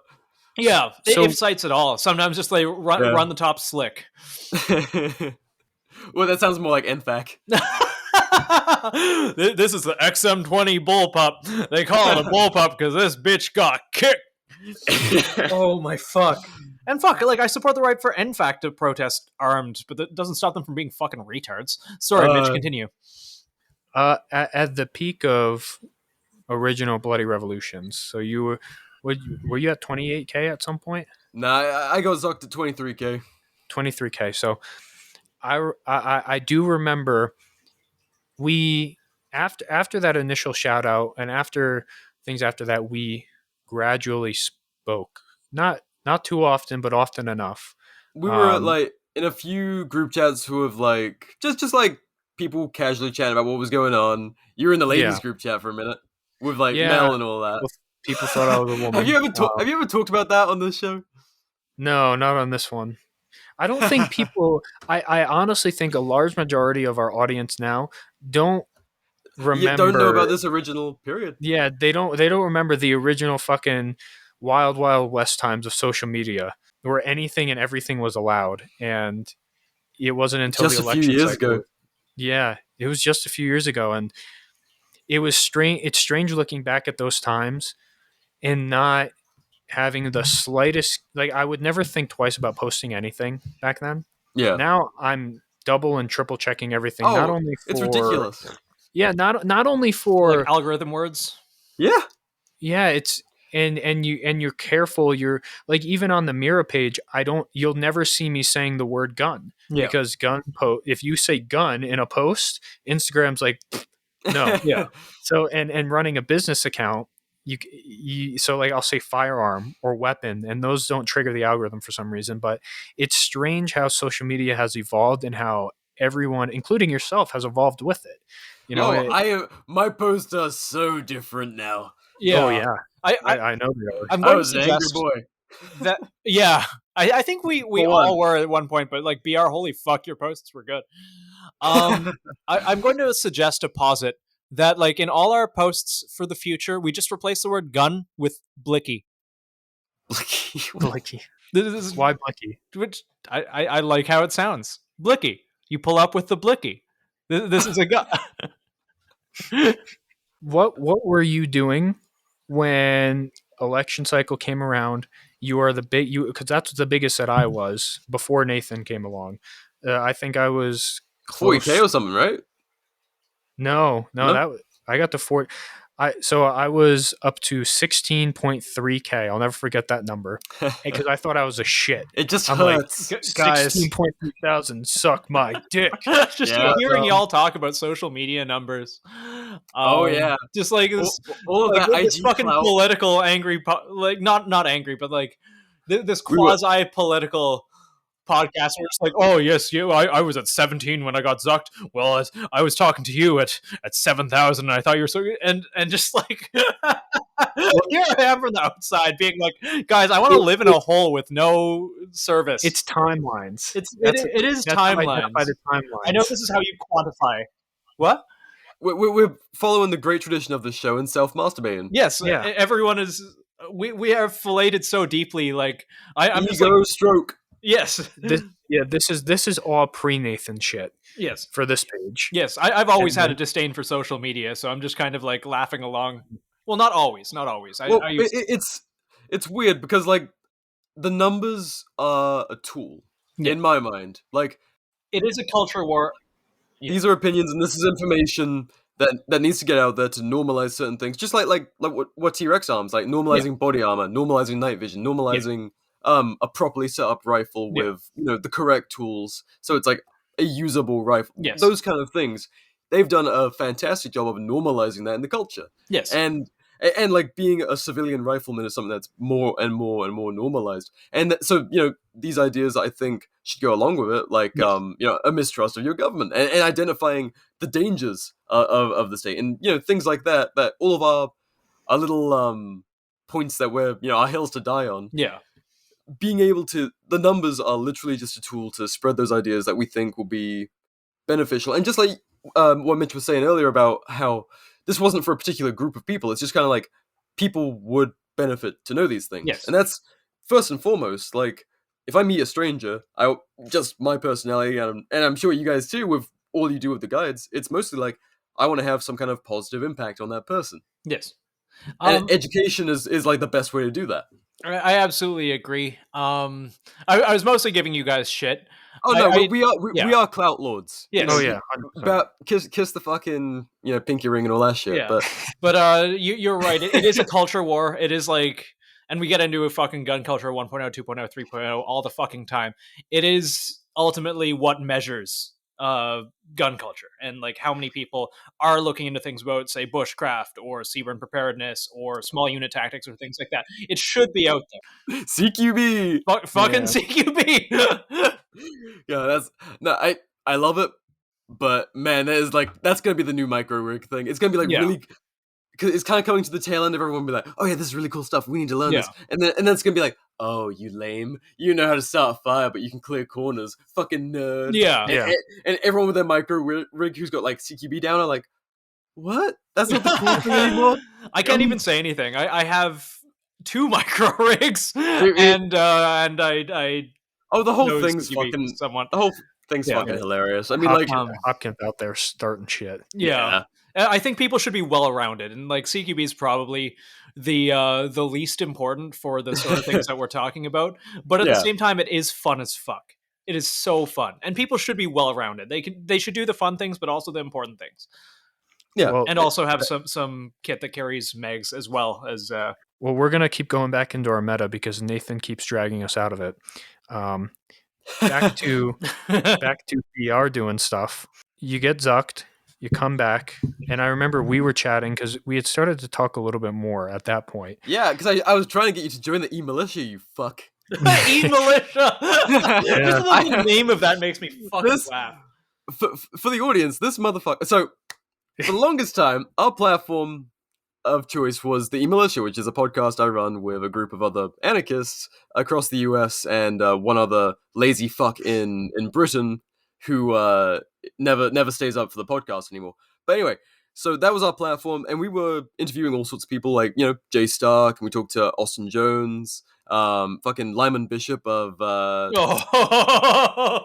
let's not go into it. Let's not go into it. But we were talking to all sorts of cool figures in both like the liberty community and the firearms and kind of, you know, all of that. It was a good chance to speak to all sorts of cool people from all over the place, and that's how we, you know, eventually got to speaking to you on there, because you had way better knowledge than anyone else in the community about Seaburn shit at that time. Really small. And so, yeah, I know, but like just to like we brought someone on to talk about ham radios, bring someone on to talk about Bitcoin, all these like little things you can do to prepare and just to start that idea, like 3D printing, you know, helping proliferate these ideas and be like, hey, you should kind of peek behind the curtain, maybe figure out a new skill. And that's what bringing on people like yourself was for. Fucking, we got so much good feedback about you. We were like, we should see if Steven wants to join the E-Militia. And you know what? This motherfucker knew what he had. Do you remember the little show that I used to do on Instagram that I tried? Oh, you did the live Q&As, Yeah. right? Yeah. I've never done one of those because I'm so afraid of my fucking phone falling down. I just dox myself like a dumbass. So or I have to sit there in like my fucking balaclava or like a morph suit or some shit like a loser. Did you ever watch? Did you ever watch one of them? Yeah. They were fucking awful. I loved it. I'm so curious. I did not. I've never watched anyone do lives. The only lives I've ever seen have been the ones you fucking dragged me into, Mitch. You piece of shit. Mitch would just sit around like fucking Bin Laden in his cave with rifles like all over his fucking couch. Was he wearing his CM7M? I don't think I ever showed my face. No. No, you always had it like kind of pointed away from you or something. Yeah. And you just sit there and like kind of talk like a little bit a little bit quietly, so your wife, you know, doesn't overhear you in the other room or something. So it was called the Seaburn Dad Show. I think that's when I started it. Oh, and what I would do, my wife literally drew me this little graphic, and I would put that with a picture and like some guns and stuff. But what I would do, I knew, and this was my idea of what to do instead of being on the E-Militia.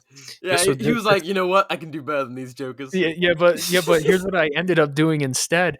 I was like, you want to know what? I'm going to acknowledge that this is going to be bad, and I'm going to make a joke out of it, kind of like the Between Two Ferns thing. Yeah. And I would script these really awful Q&As with people. And like, for example, on how cringy it was at one point, if I was interviewing a guest, it would be like, you know, those like, was it Vox that does like 99 questions with Taylor Swift or something? Oh, yeah. So I'd script these awful questions with people. And then one of them, I'll never forget it. I thought I was fucking genius when I came up to them. I'm like, this is peak comedy.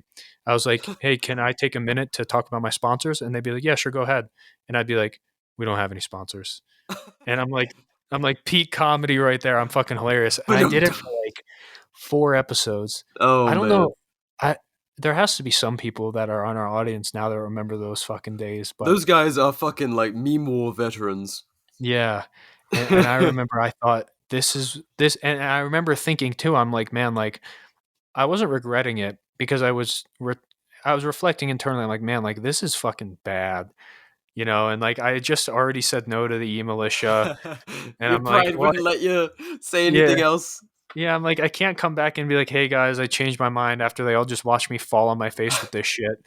You were still doing great with like your individual guides and shit, and your page was always growing because you were the big thing about your pages, like we were off the wall to be like we weren't trying to be like edgelord offensive, but just naturally we're all very abrasive fucking people. And so we would be very abrasive about our opinions, which scared a lot of people away. Like we talk about cops or, you know, join the military, whatever it might be, and upset a fuck ton of people, lose tons of followers. But you were like more palatable because like you had your opinions. You weren't quite as brutal towards the stuff we were. I think when things started to get popular for me was when at the time all of a sudden I started, so Whiskey Warrior, I don't know if you guys remember him. Oh yes, that was the big flashpoint. I was the first page recommended if you followed him, and I don't know why. So that night, I grew a couple thousand Yeah, and for people who don't remember the Whiskey Warrior thing, there was an incident where years ago. a guy, yeah, a few years ago, had a, I don't want to say armed confrontation, but he was like in a standoff. Cops were outside his home, and he was like, "I'm not coming out." And he was known to have guns and shit. And he was a member of the Instagram community, and followed like most of the militia, followed Mitch, like followed like a lot of people. And so it's like, fuck, one of ours is like, possibly one of ours, someone who consumes our content and shit, is in some kind of altercation standoff with police. And there was this big thing. It was handled messily because no one knew what to do, because there was all this talk of preparedness but no network, and there was so much paranoia about that stuff that it's like, how the fuck do you structure this so it's safe when there's, because like the big thing was, if anything, someone should be there, not necessarily armed, but like just to view and be like, someone is here watching this go down and making sure there's no like fucking, fuckery. Nobody's just getting fucking killed over it. Yeah, like on some the thing goes bad and the cops freak out for no fucking reason and kill the dude, or whatever. So to kind of audit it, but then that got miscommunicated to being like, oh, are we going? Like people thinking they have to respond with gear and guns. People were gonna go. I don't even know. People were stupid. People still are fucking stupid, but this was the beginning of, I think, a lot of. Well, this made like critique for the whole Boog thing, because it was like made real. It was like, oh, you guys don't know what the fuck you're doing, and none of us did. No one had the right answer. No one had like, what do you do if someone is, and no one knew what the cops were there for, was a big thing. There was a lot of misinformation. I honestly, personally, I still don't. Yeah, I still don't know. I have no fucking idea. I don't want to say like really hardcore one way or the other, but the big takeaway from that was just how volatile it was and how fucked communication can be, because overnight the guy had like 100,000 followers or some shit, and that trickled into me because you followed him and my page would come up, and then after that, like a week later, I had never heard of this guy at the time. I just started to get a couple thousand more followers. I went from like 5,000 to like 8,000 in like a fucking night, and everybody kept messaging me. They're like, Lucas recommended you. I'm like, who the fuck is Lucas? And they sent me Lucas Botkin. Oh, really? Yeah, Lucas Botkin. Wait, but you weren't I had no idea who the fuck this guy was. Yeah, wow. never heard. That seems to be a trend even now. Yeah, never heard of T-Rex Arms. Never heard of Garand Thumb at the time. My first holster when I got stateside was T-Rex Arms, and I was watching them before I moved to the States.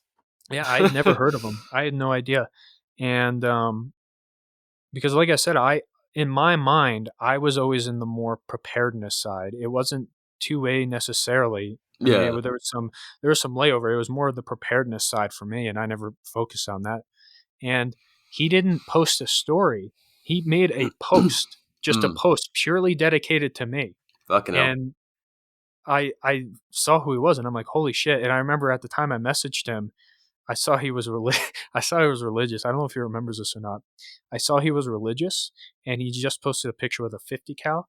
So I sent him that picture of a 50 cal, and I quoted some Bible verse, and it was something about sharing and giving to others. And we had a small conversation after that. And I think that's when, at least I started to grow.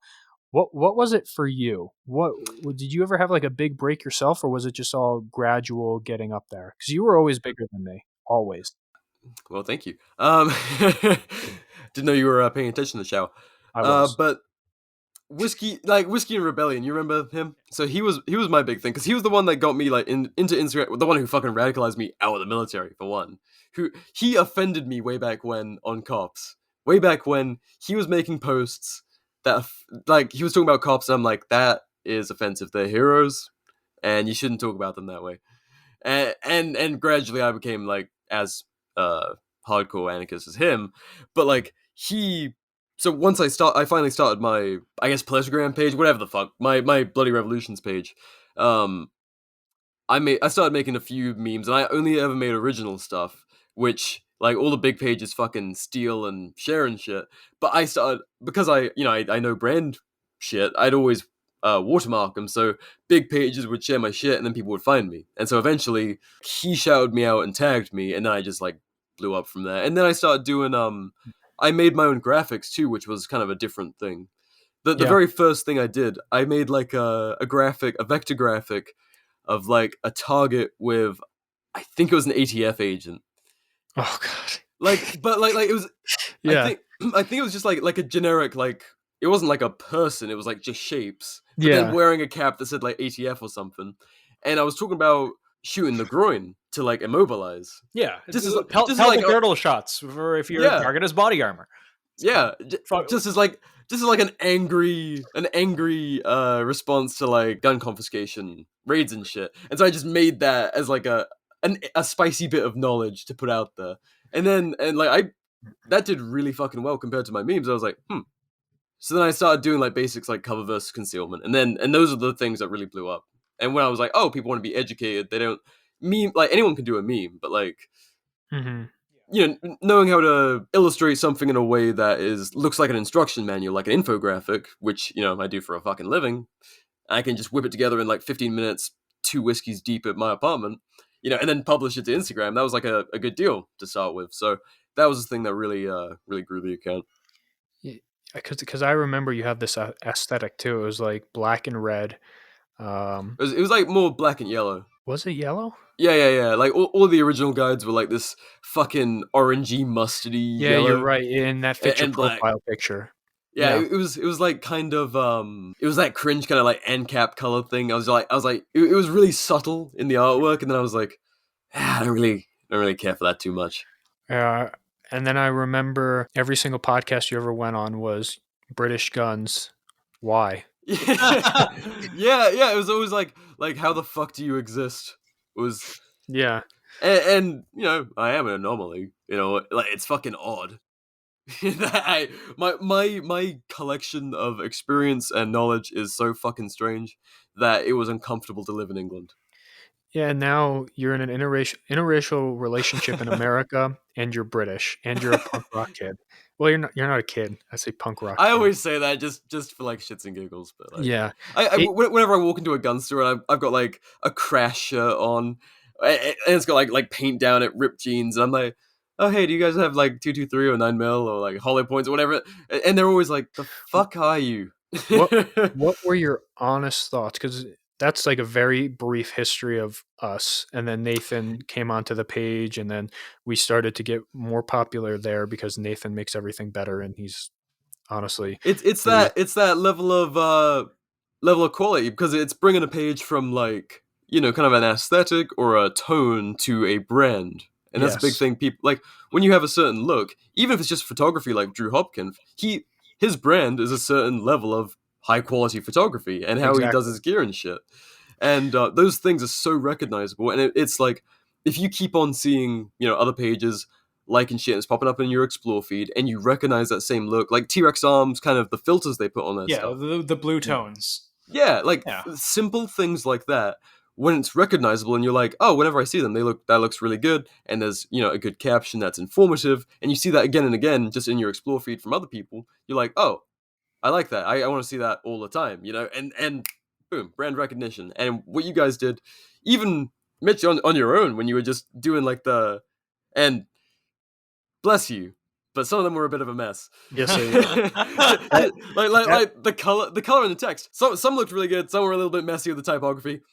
The information was there, but it was a brand of sorts, which is better than most people putting out information where they're just like, it'll be a screenshot of their story and they're using the horrible type generator, and it's just like forced into a square awkwardly, and it's like really tiny. That's how most people are doing infographics. But when people start doing them just a step above, it's like, oh, you have a brand now. Yeah. See, there was a very small period for like 2 months before Nathan. This is right before Nathan got involved, where my wife was helping me.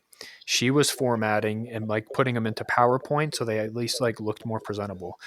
But fast forwarding through a lot of other history and a lot of other shit, and getting out of that masturbation that we were doing with our history, with what we started to build, what you were building, with us starting to communicate more, having played Xbox for a little bit together, what were your honest thoughts when we said, BR, we want to start a podcast? I want, and we want you to be a part of it. I want to know your honest thoughts. Did you think we were going to be successful, or did you think we were going to fail? No, I knew you were going to be successful because I knew the kind of tone you have is one that it's so accessible to so many people that I knew it was going to be successful, but without being like washed down garbage. Because I think there's something we talk about a lot. The show's doing really fucking well. We're like, surprisingly well. Yeah, when episode 19 comes out, we should hit 100K. Oh, based. Yeah. I fucking hate myself for using that word, based. I always knew that you guys had enough different reach that no matter what episode you did, there would always be some level of interest. There'd always be a part of your audience that was interested. Even if it was a fucking shit show with you guys trying to figure out how to do a podcast. And it wasn't a shit show. It could have been a lot worse. It could have been worse, but we did struggle in the beginning for a lot of things that people don't hear. Yeah, you were like adequately perfectionist. And it paid off, I think. Yes. You guys were cautious about practicing and then waiting until you had a product that you were happy to stand behind. When you say you guys, I think you mean mostly Mitch. I'm just here, like shit posty. It's like, I remember my iPhone microphone. I'll just drink a bunch of White Claws and yell. Well, your little anti-government rants keep me alive. Like when I know you're at least 2 or 3 deep. When they start to come up, I'm like, oh, he's going for it. Oh yeah.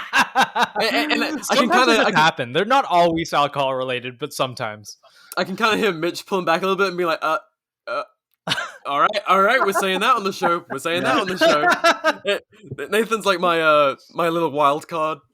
Like whenever I hear him pop up with something like that, I'm like, thank you. Thank you for chucking in some schizo into the show.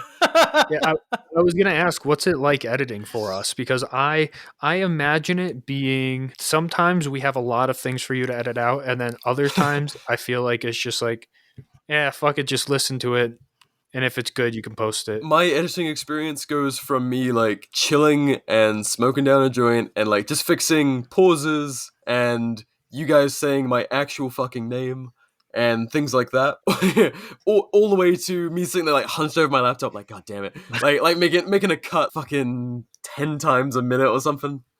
It varies wildly, but I've had that experience with every show I've edited, so it's kind of nothing new. Except usually I'm listening to myself, I'm like, you fucking idiot, why did I say that? But instead I'm like, guys, come on. Yeah, like you know better. You already know that you're gonna ask me to take this out. Yeah. I'll hear you guys like go on something that I know is gonna be like a 5-minute tangent, and then you really spiral off. I'm like, and then you're like, oh, BR, yeah, take this out. I'm like, why?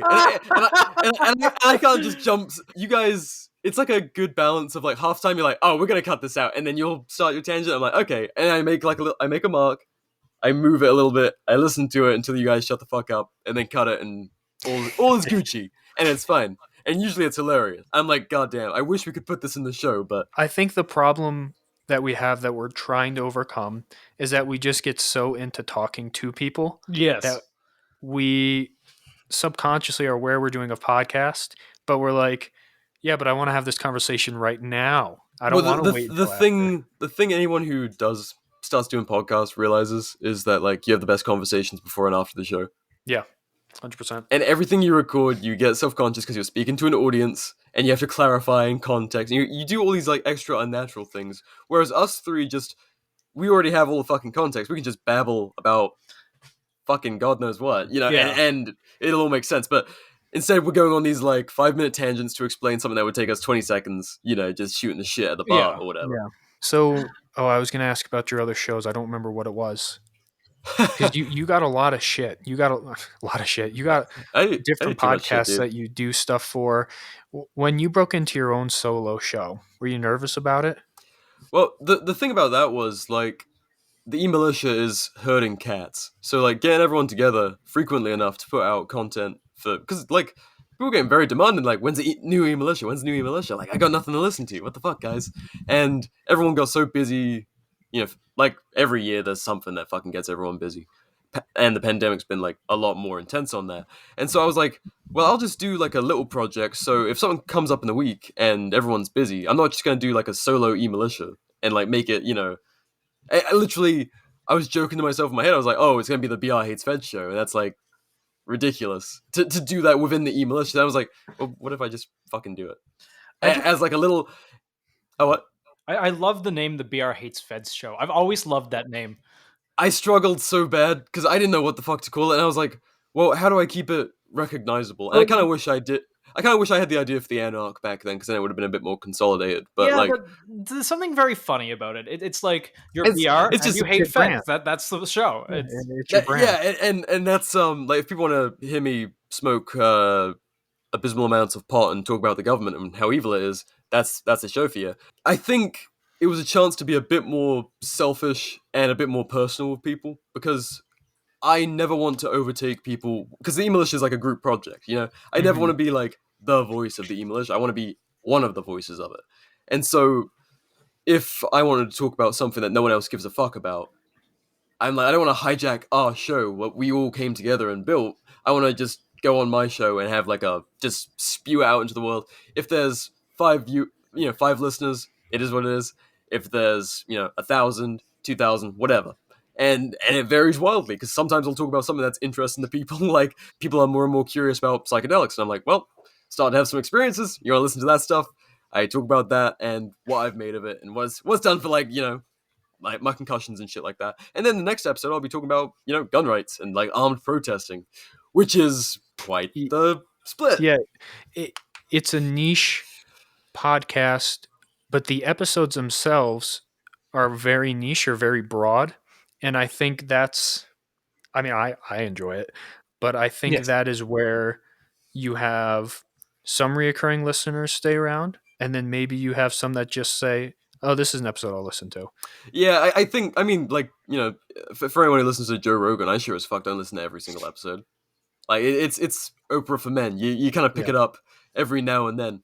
And what it was actually modeled after was Bill Burr's Monday Morning podcast, where he I he love literally Bill just rambles by himself. And I love that. I was, because what it was born out of was I had like an hour-long commute for one bullshit job during the pandemic, and I was like, I'm wasting a fucking hour of my day, like, not doing anything. I could record a show right now. And of course that never came to fruition, because I was trying to hook up a setup in my truck, and I was like, this is the most horrible shit ever. No one wants to listen to me shout over my truck for an hour in traffic. And then I was like, well, instead of utilizing that hour commute that I consider wasted, I'll just waste another like 2 or 3 hours every week recording a show. So I'm insane with stacking stuff on my plate, but once I get an idea, I'm like, I like projects like that. I like having a good routine, because we haven't had routine, Yeah. So that was like a fucking all over the place answer to that. But like, there was a lot of reasons for starting the show. It was like having routine, because the e-militia wasn't as routine as I'd like it to be. Still isn't. Never will be. Never will be. But herding cats. The more people you get, especially with like the personalities that you have on, I think the harder it is. I mean, it's already really hard with us. Yeah. Like having 2 guests on, I think is the most that we'll ever maybe do. when you had Yeah. the Canadians on, it was a wild time. Oh yeah, but Yeah. It helped that I could get one of them into a room and I recorded with him. Yeah. Oh, then that's good. Recording in person is really cool. I did that like recently for a this whole End the Damn Wars thing. I interviewed Lauren Snyder of the Arizona Libertarian Party, which I would never speak to Libertarian Party people, but she was cool, and I got to do like an in-person interview for the first time ever. I'm like, oh shit, this is kind of legit. Yeah. I think that's something that we all want to move to anyways with this, including yourself. Kind of like all 3 of us are in the same room, and You we're are able- listening to Kuma's Cove Radio. Coomer's Cove, the official name of the cult property. That is actually Yep. not a cult. It's just a property that we're all going to do shit on. Come on. It's funny to me how we went from just you and me personally, and now we got Nathan too. But it's funny how you and me personally went from, hey, can I have a shout out, to now we're working together on this project, and how crazy of a ride it's been for both of us as individuals. Well, on it's social so media to where surreal we are with now. it's so surreal to reach, like being able to. I always knew doing something together would be fun because we're like we're both fucking Leos. If you want to do the star sign thing, and that's got the like it's the same kind of mentality with like that get shit done mentality. Yeah. And that's why I like working with both of you. If we're talking about something, it's like, oh, yeah, I've got this part of it done. Okay, well, I'm handling this part. Okay, well, I've sent that to you. Oh, cool. Well, it's good to go then. And it's just like, I love that constant feeling of creating something and like actual progress. And we have that every single week with this show. And it's growing so crazy rapidly that we're seeing it pay off like in faster than real time, you know? Yeah, it's something that I think we fostered, just Nathan and myself. We fostered when I saw what Nathan can offer, and it was great, obviously. I saw first what he could offer, like in terms of the page and getting information out, and then it turned, it completely 180'd. It was originally, hey, we're going to work together, put this stuff out, and now it's like, hey, we're going to be friends that does this thing. And Aw. it turned into this really Wholesome. wholesome thing between Nathan and I. And then we started to realize that we could not necessarily brand it ourselves, but become a very loosest terminology. And I'm using, in the loosest terms possible, we kind of became a brand of, while also just being great friends first. And we realized that in order to do the things that we wanted to do, we have to slowly bring in the right people to do the right job. And then with a podcast, it was like, well, neither of us have the time to learn this because we're already so focused on creating guides, and he has the harder part of coming up with the illustrations for it. And it was like, well, who's the right person for this job? And I'm like, who has more experience doing podcast shit? I'm like, fucking BR. BR has tons of experience. Yeah, he has way too much. That's his experience. We're already, and I think it's kind of become the same thing with us. We have spoken before we did that thing, and now, I mean, we're in a group chat together where that kind of has become, between Nathan and myself, we talk less on there.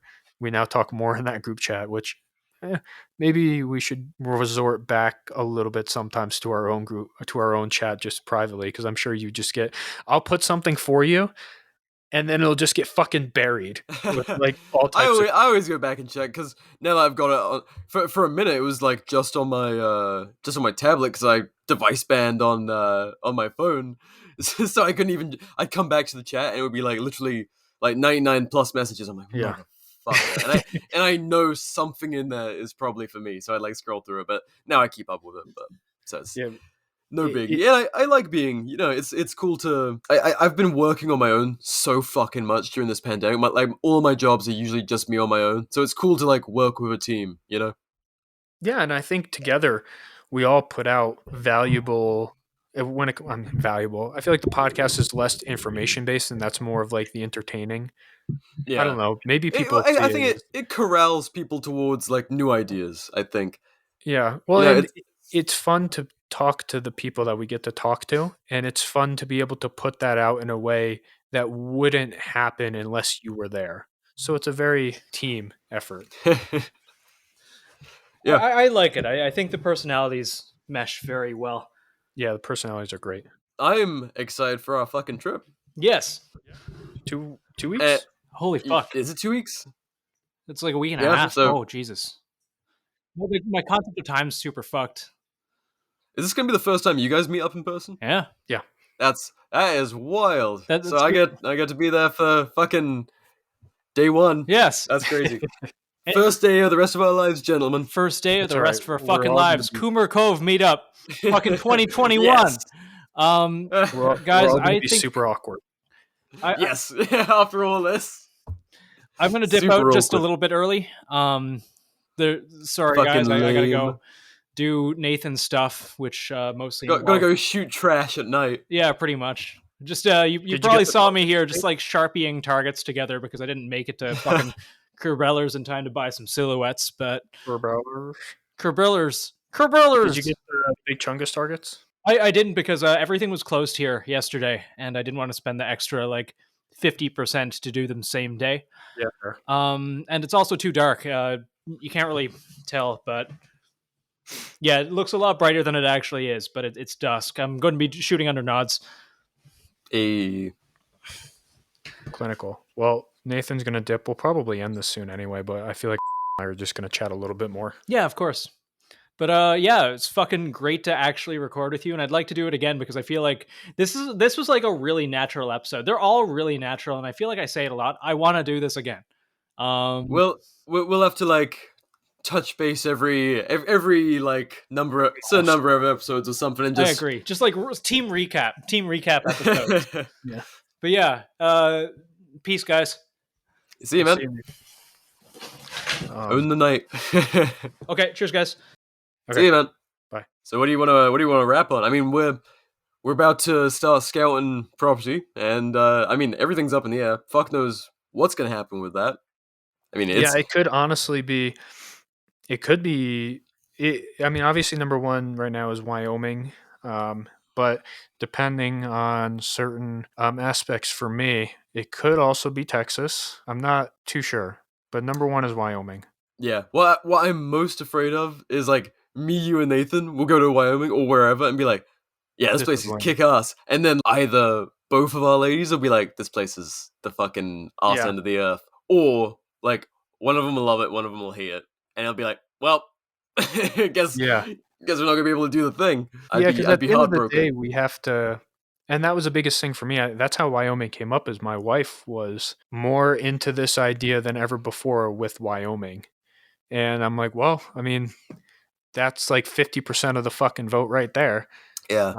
We'll see what happens. I mean, we could go there and it could be really fucking lame, or we could go there and be like, yeah, this is pretty fucking ideal. Yeah. I have to constantly stop and I'm like, what do I want? Yeah. Because like the big thing, I really hope I'm not misattributing this quote, but I'm pretty sure it was Pat Watson of Uncensored Tactical who was talking about, if you want to live that free lifestyle, you have to be away from the things that stomp down on that. And unfortunately, that's often people with guns and hardware, and I don't want to live somewhere where my local police department is militarized against me. That I don't want my kids to grow up like that. That scares the shit out of me. That like a cop could just come along and like grab my kid and harass them for something if they feel they're like doing, for whatever. Yeah. And they can, a stranger can come up to my kid with a gun on their hip and talk to them. And that's not the, if that's your idea of utopia, power to you, but it's not mine. And I would much prefer somewhere where I can be, obviously not talking you in particular, but people in general. I want somewhere where we're in charge of our own future. We decide how we live our lifestyle, and we're unhassled, which sounds utopic, of course. Trying to meet that ideal and then having a good foundation to build something, like the best place to build it as safe as possible. And one thing that I personally struggle with, I don't want to romanticize it in my head and think of only the good parts of it, because there are some cons. We're gonna be busting our ass. Yeah, it's not gonna be fucking easy. It's not like we have all this shit and it's built and it's good to go. It's going to be... Yeah, we just gotta pull up our tractors and the hard graft is gonna be us hopping in the tractor and rolling around the field. It's fuck no. We're gonna be breaking ourselves for a few years. Yeah. Building it up. Things break. We have to replace things, and we're going to fail a lot because there's a lot of shit we don't have experience doing that we're gonna have to do. Yeah, we're determined people with an interest rather than like a Jack Spirko type who like grew up. I didn't grow up on a farm. I grew up near farms. I grew up rural. I understand farm life, but like I didn't have that as a kid. Yeah, and even myself, I grew up on a farm, and I know that I'm going to fuck up a lot of things that are required to run a farm. I am very well aware. It is both scary and exciting because there's so much, the hard work is hard, and there's going to be times where I'm sure everybody's frustrated because we're going to be getting... It's one thing to know each other over the internet. It's one thing to work together. It's another thing to do all of those things while living in close proximity and relying on each other to do certain things. Yeah. It's going to be interesting. We're going to see if the commune works. I do think Our personalities, though, are going to make it easier because I feel like none of us are overbearing. It's very relaxed. That is the experience I've always had with like-minded people. That's why I was talking about this with Pat when I had him on my show last week or this week, whatever it was. He was talking about how like when you're with like-minded people, when you found your tribe, it's like nothing. When you're doing hard work with people that you just mesh with, it's not work. You're just getting shit done. Yeah. But work is often just either babysitting people if you're in charge of them, or dealing with fucked up personalities that you've just been lumped with because bureaucracy is inefficient as fuck, and it puts people who don't work well together, you know? Yeah, and that's that's something that is not talked about enough. People ask us all the time, they're like, I can't find a group of people to work with. And I'm like, it's probably because you're insufferable. You know, like having a personality and being able to work with people is such an underrated skill, especially people that want to go around and, you know, LARP around in the woods and do all types of fun stuff like that. Like, you need to not be a dick and you need to be able to communicate, because if you Oh try yeah. and be an overbearing, all-knowing jackass, people aren't going to want to be around you and people aren't going to want to work with you. Yeah, something I might touch on with that kind of thing. So many people, they think, militia first. Like, oh, I need some goons to like roll around with, and like those are the guys I need. It's like you need guys who you want warriors in the garden, but you want them to know their way around the fucking garden. Yeah, and the rest of the homestead. Yep, and all of that shit is much more relevant and practical. And that's not saying neglect the gun stuff, obviously, because that's not at all. We're gonna build a fucking range. Oh yeah, it's gonna be some like it's gonna look like a training camp. It's gonna freak some people out from the air. It is important to, and I think that's kind of why I'm less worried about us, because one, we already kind of work together and it works, and I think we see how each of us kind of works, and it's very, I don't know, maybe it's just me. I think it's very copacetic. You guys are difficult assholes. All right, well, now it's like well, worth the dig. But no, like well, I was rambling, but when the E-Militia got together for the first time, our little meetup, for the first time ever, we'd been working together for like 2 years doing the podcast. And when we got together and we were like, either we were hanging out and relaxing for the weekend, someone went to go and like rent a boat. People were figuring out who was cooking, and like my girlfriend was cooking with bootlickers beware. Like they just hopped in the kitchen together and were like, it was so seamless because everyone was on the same page. And when you have that kind of understanding, and you don't have to like butt heads over like stupid petty shit, you just get shit done. People work like they're meant to, Yeah. And that's one of the, like I said, it's one of the underrated things that I see people kind of lost about. And it's the same thing with like, I need a libertarian girlfriend. Well, oh, that shit. Ashley brought it up. She's like, well, you probably shouldn't be an insufferable cunt then. And I'm like, yeah, yeah. Having a personality is more important, and communication skills is more important than going out and being this fucking high speed CQB fucking expert. You need to be able to talk to people. Like, talking to people is so important, and people can't do that nowadays. Well, I don't want to say that like it's true for everybody. A lot of people can't do that nowadays. Well, people put value in the wrong things, and I think that's partly because of all the military worship we have in our kind of prepper culture. Like, being the guy, the badass, is like so much more important than being the guy that can fucking feed his family. It's like, no, I want to be a lead slinging, CQB door kicking, whatever, space shuttle door gunner. But it's like, you're not gonna do shit to do with any of that in all likelihood. Like, you should know how to handle your rifle and know how to be your own first responder. First and foremost, if the supply chains break down, how are you going to eat?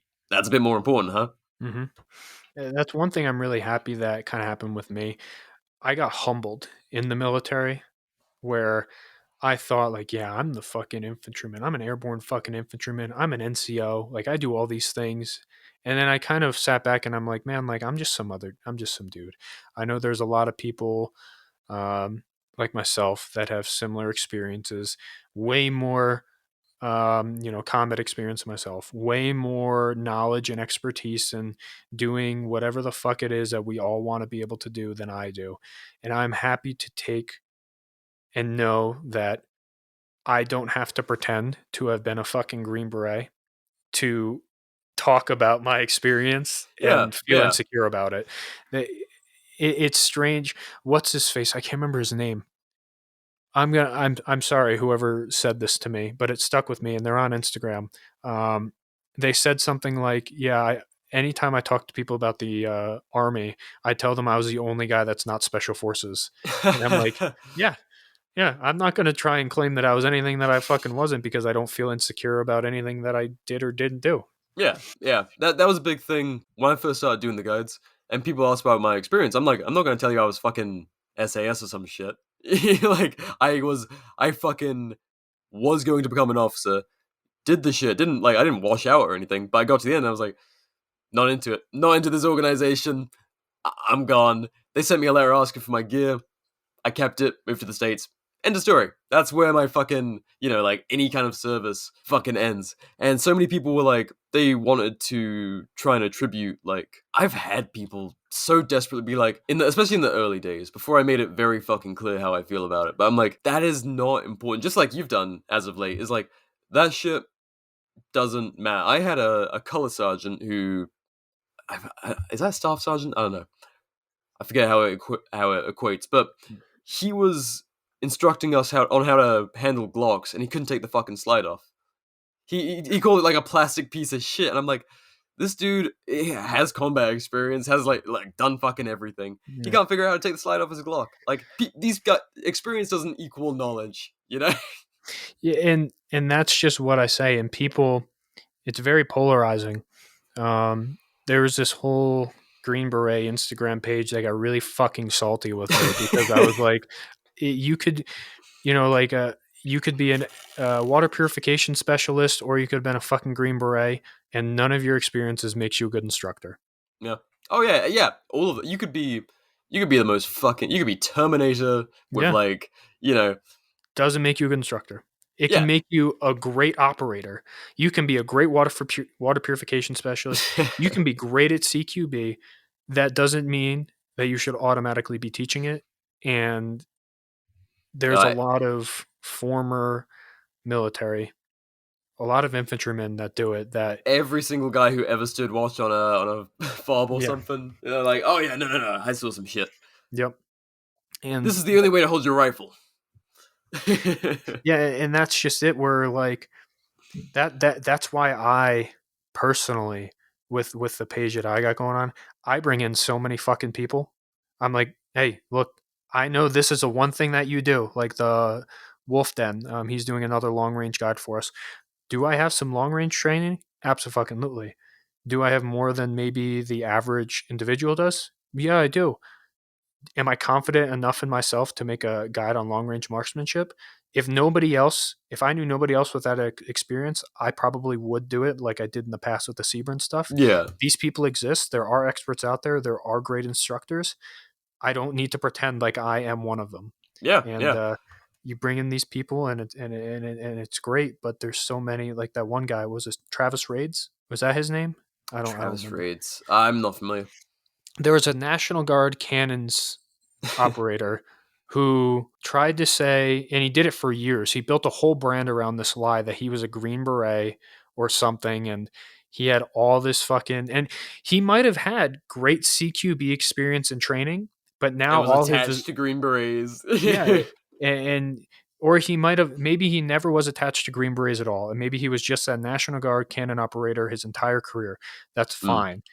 And he might have had great CQB knowledge and great tactical knowledge, and he might have been a great instructor, but all of that validity is thrown out the window because he didn't believe in what he had was enough. He had to attach himself to something else. Yep, you chain it to that qualification or that label.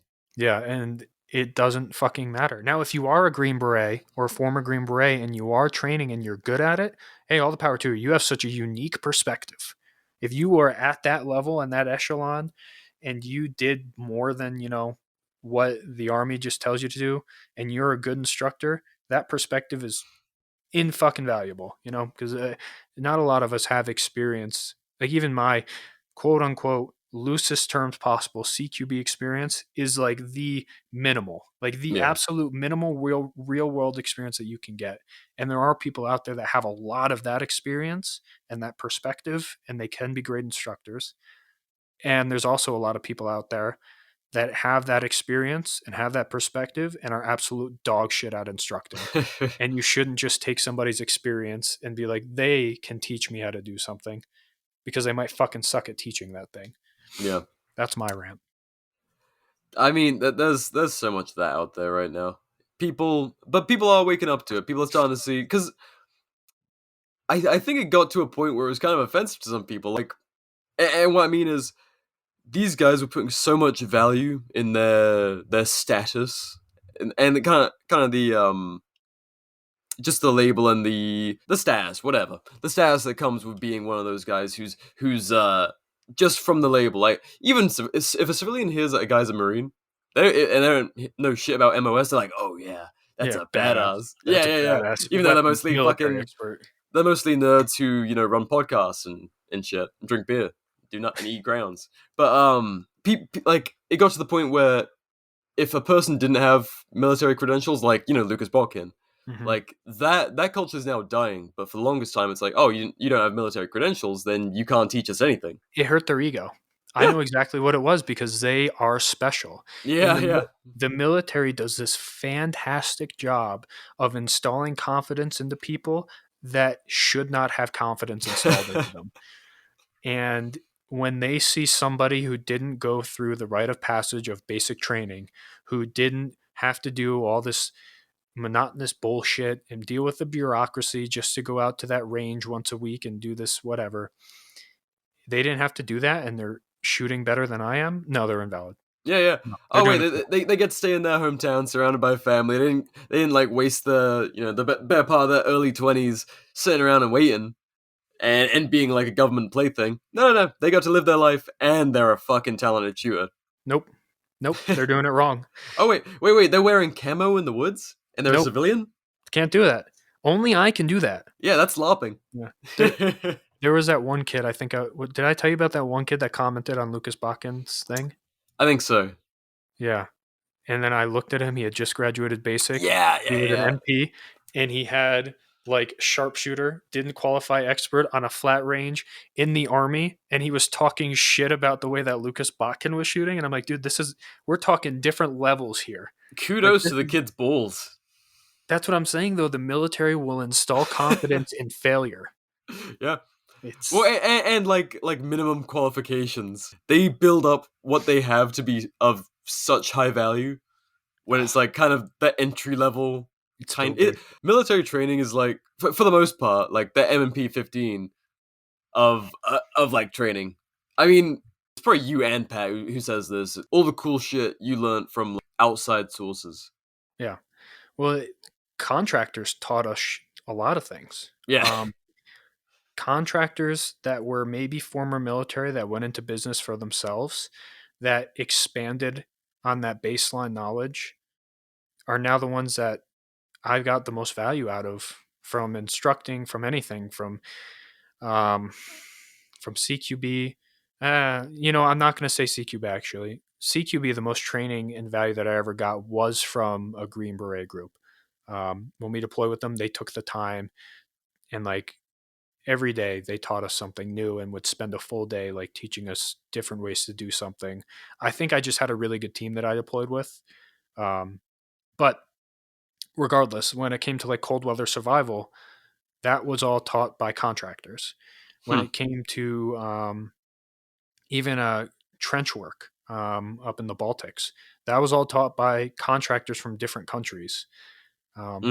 The best way that I learned to shoot, and the way that I still shoot, was taught by Swedish civilians that were contracted by the U.S. Army. Wow.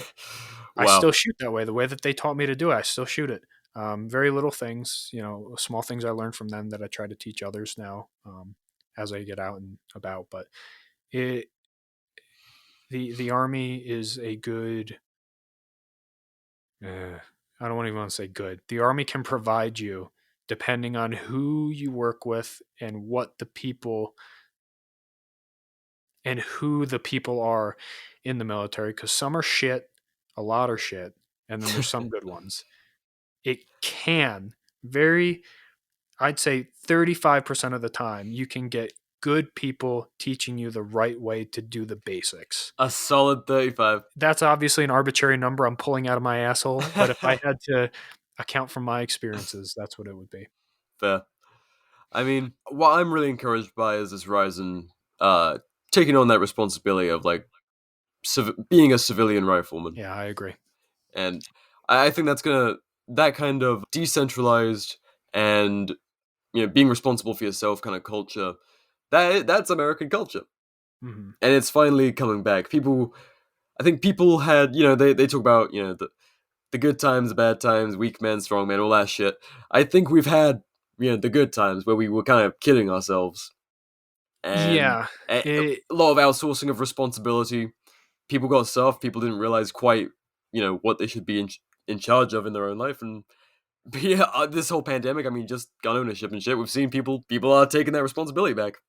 They are, and it's funny how those people, not all of them, but some of them that with this pandemic saw the fragileness of everything around them, went out and bought guns, but they still are so engulfed in the belief that while it is fragile, that's the solution. That's the only solution, and any other solution is wrong.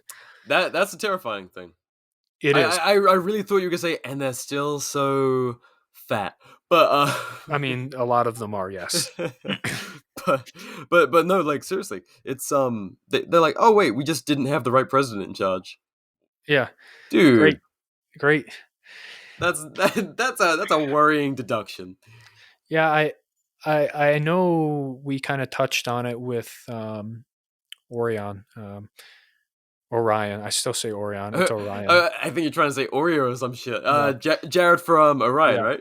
Yeah, we kind of touched on it with him. Some people think this shit can collapse. Obviously it can, but some people think this shit's going to collapse in 5 years. Some people say 20. I'm on the side that they can sustain it, and it can be sustained for much longer than we think. And it might probably just outlive us and just progressively, because I don't see it ever getting back on track to the way that it was intended. I'll give people my little doomsday spiel, which is like you're saying, I'm not sure if this whole system, and I don't mean it's gonna be like apocalyptic kind of end of day shit, but I think the way this thing could go is, and it could be 2 years, 15 years, 200 years. Who fucking knows? Like the average age of an empire, 250 years. We're hitting that point. We're getting close. But I mean, maybe we figured out a way to keep that shit, the Keynesian thing of broken windows pay for themselves and all of this insanity. But who knows how long it's going to sustain itself? We've got some very very fucky people in power who are doing all sorts of weird life support shit right now. But I think when people say like collapse, I think they romanticize this Mad Max moment of chaos, and then we're all just living on homesteads, and that's it.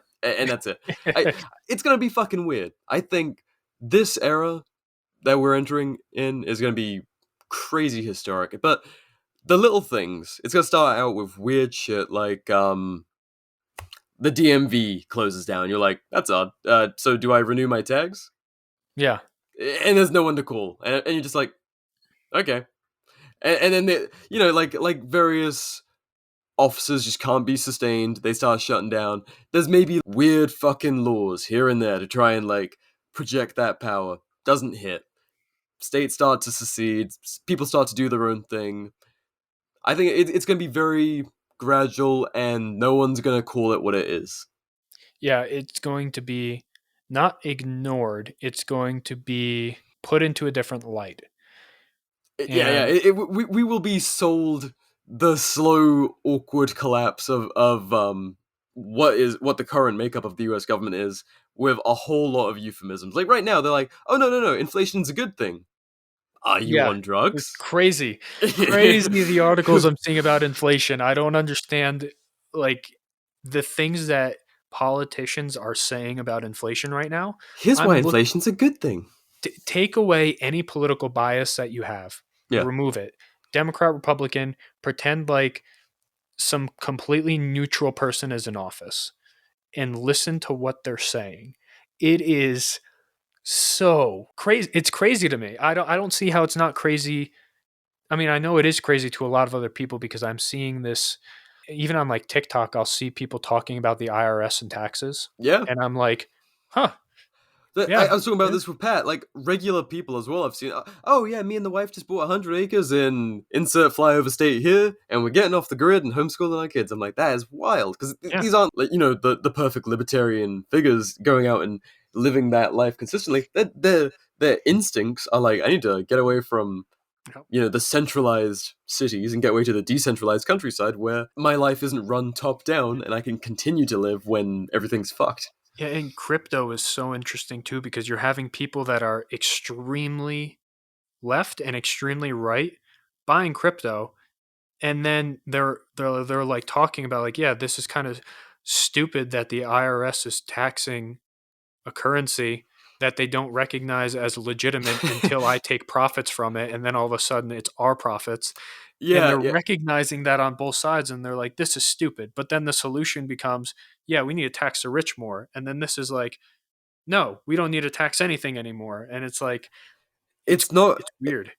like the inconsistency is going to fuck them and they're going to eat themselves. And it's going to be accidental because, I mean, what I always say is I truly think the state kind of pre-came with this whole Mm, pandemic thing. They were like, because, no crisis goes to waste with anything. Like mm, every single crisis in history, it will be used to either consolidate money or power for the people in charge because it's a really fucking good gig for them. They win a popularity contest that they can rig to their heart's delight, get in power, help their fucking rich friends in various industries out, get good kickbacks, and everyone's happy, and we're just the meat and the grinder. They have zero fucking self awareness. Like, did you just like Nancy Pelosi just married a oil tycoon's daughter? Like, she was the officiator, and no masks at the event or anything. And then she's right back in like in Yeah. Congress the next day talking about like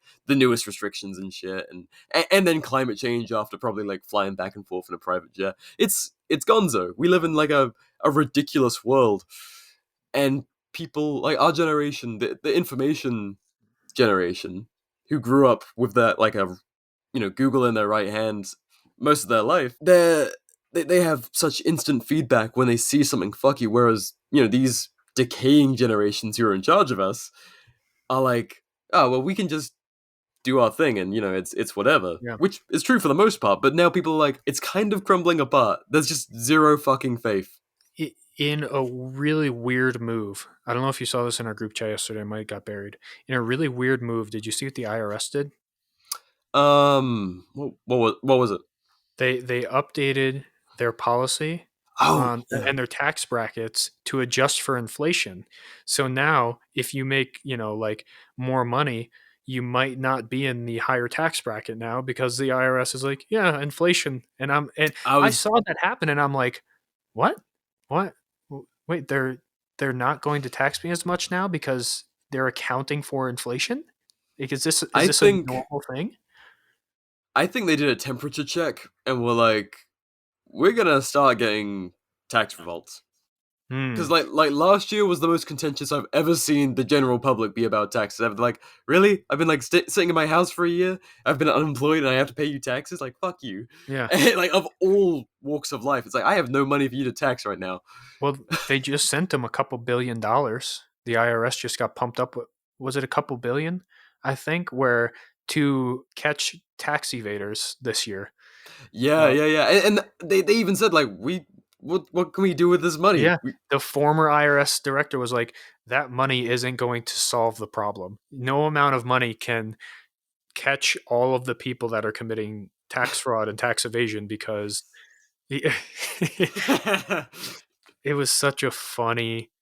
It's weird. They're like, let's throw more money at this thing, and that'll fix the problem, when the problem might just be that there's such complex overarching unenforceable regulation that you can hire 1 million people and it's not going Well, yeah, to solve the problem. it's not sustainable. Like the system doesn't pay for itself. It's Yeah. always accruing more debt. It's inevitable that it will collapse. And people who think it's like some kind of doomsday, like sandwich sign tinfoil hat thing to be like this system is not sustainable and it will eventually fucking fall apart.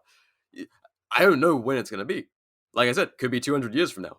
But long term, it's this America will not always look like this. Yeah, and that's what I think. Long term, our generation right now, from 2010 to like 2040, I think are going to be the most important when it comes to what the future of this country looks like. Yeah. Because these next 30 years are going to set the precedents and change and determine what happens for the next 500, I think, in this country. Oh, 100%. I can agree more. There's two ways I see this going. We either everyone fucking plugs in, becomes a good little matrix battery, which is kind of the norm. But I think that's less likely. I think it's kind of untenable at this point. There's a lot of people who their primary religion is statism. They are like, the state can do no wrong. They will always have the answer. We should trust the experts. But even if that's the masses, if there's because big things, especially in this country, have always been decided by, a small radical minority. I don't mean radical as in like, burning the Capitol down, but people literally deciding they're going to do something different. That's what made this country. It was a minority who fucking rebelled in the first place. And all the rest of the population has to think is like, oh, that's a better way to live my life. Like, clearly that's working out for those people. And they'll fucking go, it's going to have to be a cultural change. Do you believe, I talk about this a lot with my family and friends, do you believe in the American spirit? Yeah, honestly, this country has a really interesting culture, which is why I moved here. There's that, even if it's been absolutely fucking warped and twisted by propaganda through the ages, and used to ill ends, I'd say. I get why lefties are so antagonistic to that kind of idea of like the American dream, American culture, and all that American spirit. But I think everyone in this country has some of that. I mean, black communities, they fucking busted their ass to make some of themselves after having been given nothing. Yeah, I think the American spirit is something that is still pure, that gets manipulated for certain use. Oh yeah. I think of the American spirit as, fuck you, I'm going to do this anyway. And we do this now on a global scale where it's, fuck you, Afghanistan. We're going to drone strike this, group of families and kids, and there's not shit you can do about it. And while that is a terrible use of the American spirit, the way that this country and the people, I don't want to talk about the country, I want to talk about the people specifically. Back when the great land grab was happening with people moving out west, that's a scary fucking thing at the time, because you got to think of all these different factors that screamed, don't fucking go there. There was uncharted land. There was this huge fucking mountain range that everyone was like, this is not, you can't fucking pass this and survive. There were Native Americans that were actively scalping people and attacking people. And you had to go out there and say, no, fuck you. They had to think about Nebraska. You ever drive through Nebraska? These motherfuckers took wagons and horses through fucking Nebraska. There's not shit all in Nebraska, and they survived. They survived getting out there. Like, fuck you, I'm getting out here anyway. You look at that spirit and that mindset, and I mean, look at guns. Go back to the very beginning of what the country became. Take away the country aspect. It was a bunch of people that were like, hey, that largest military empire in the modern world at the time, fuck them. Yeah, I got my deer rifle, and I don't like what they're doing to me. Yeah, fuck them. I'm going to do this thing. And they can come and try and stop us, but fuck them. I think fundamentally that is still in Americans, because like, I agree. If the power goes off and if no one comes to help when something goes bump in the night, there's a lot of Americans who would be like, well, I guess it's on me now. there's so much of this world where that isn't the fucking case, and people have been turned into such idle lemmings because they've been, subjects for hundreds, if not thousands of years, like the fucking Brits and most of Europe and all of that. They have such a different perspective on responsibility. And Americans, not saying every American's a super responsible dude, but that general kind of like it's on me attitude is much more pervasive. And I think that is something that is starting to be woken up in a lot of people. And I think that scares the shit out of a lot of people that are in power. That's why they pre-came. They were like, oh, we got to get a handle on this. Yeah, it scares the shit out of them. And did you see the chants today? Hang Mike Pence. What? Hang Mike Pence. Who the fuck was saying that? I saw people in MAGA hats doing it too. Really? Yeah. And I'm not saying these people are right. I'm not saying you should go out and just want to hang politicians, but that fuck you, I'm going to do whatever the fuck I need to do attitude is spreading, and it's spreading on all different sides of the political spectrum. It's not spreading, it's being woken up with, and it's being woken up with all these different people with all these different beliefs, all these different ideologies. It's going to fucking clash. And we saw it clash the last couple of years with the riots and the protests. A lot of people are like, fuck you, I'm going to do this thing. And I don't care. I'm going to do it.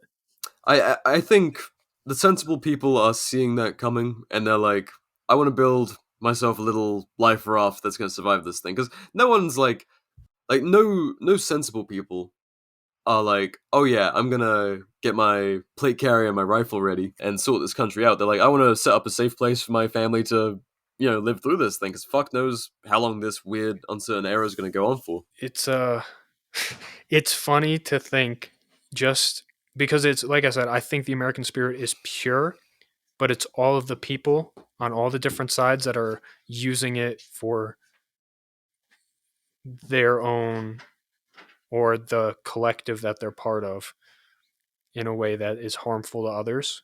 And I think it's going to eventually get back to, it's on me now, like you were saying. It's on me. Well, this is my responsibility. The terrifying thing is, what people should realize in any country is you are the adult in the room. It doesn't matter what nanny state is above you and what uniforms and badges and laws and decrees and edicts. It's like, end of the day, something goes bump in the night, it's on you. Yeah. The cops aren't gonna show up and save you. They're gonna show up and take a fucking report. I don't mean that to just be like a slay against cops and like response times and shit, but seriously, when you get a slap of reality and whatever form it comes in, you're like, oh, I'm the only adult responsible for me.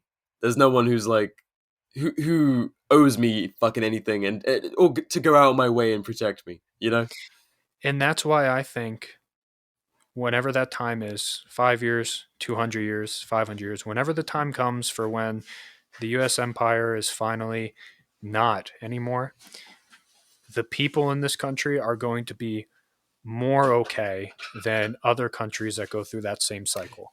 Yep. More okay. Not completely okay. There's still going to be a lot of fucking shit that happens. But comparatively to other countries, when this cycle just keeps spinning, when it hits our people, I think that pure American spirit's going to come out, and there will be a lot more people that are okay comparatively to others. Yeah. And we gotta wrap this fucking thing up, because we are going on. And I can talk about this stuff all day, but the last thing I'll say on that is that's why I put such a value in this whole idea of intentional communities and building networks. Not like building fucking militias or any shit like that. It's like, you need a network of people who you can rely on, and you should know your neighbors, and you should have some kind of system for, if the supply lines run dry, if there's no longer police or whatever, you guys are responsible for yourselves. You have people that you can trust and rely on, consolidate, whether it's, family or friends or some kind of community, whatever it might be. You have to build it, because no one's building it for you. We all live on top of each other and next to each other in, for most of the country these days. We've lost that sense of connection between people, and your neighbor's gonna be just as likely to be like, do they have a second fridge in the garage? Maybe I'll kick that thing up and take that shit. Because I saw them leave the house, and I haven't grabbed food from the supermarket in 3 weeks. Yep. Instead of being like, oh, are you guys all right? Can we help you out? Yep.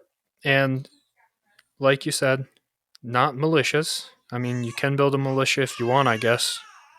It's my baby. You can if you want, I guess. But one more throwback, and then we'll wrap this up. I remember back when I was first starting the Instagram page, people all the time would be like, hey, you want to join my militia? No, I don't want to join your militia. I don't give a fuck about your militia. Go out, do whatever the fuck you want, I guess. But I don't want to know about it. I don't want to be a part of it. I'm doing my own thing, and I rather build a community of people than just a bunch of people that go out in the woods and train gun stuff. I want a community of people that also just like gun stuff. No? Well, people who are capable in multiple ways and understand like the importance of all that kind of prepping. Because canning food. Yeah. Stuff like that. It was a real pleasure having you on. I think this is going to be our longest episode by far. Probably ranting and raving for almost 3 hours. We're going to have to trim some of that down a little bit. We'll trim see what we can do. Whatever you want. Yeah, I can. I got a little bit of god power over this thing, which is kind of scary.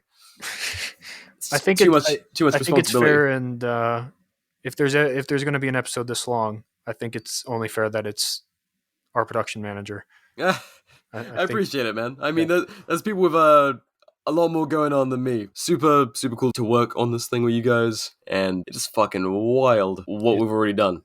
Yeah, I'm very interested to see where we're at a year from now.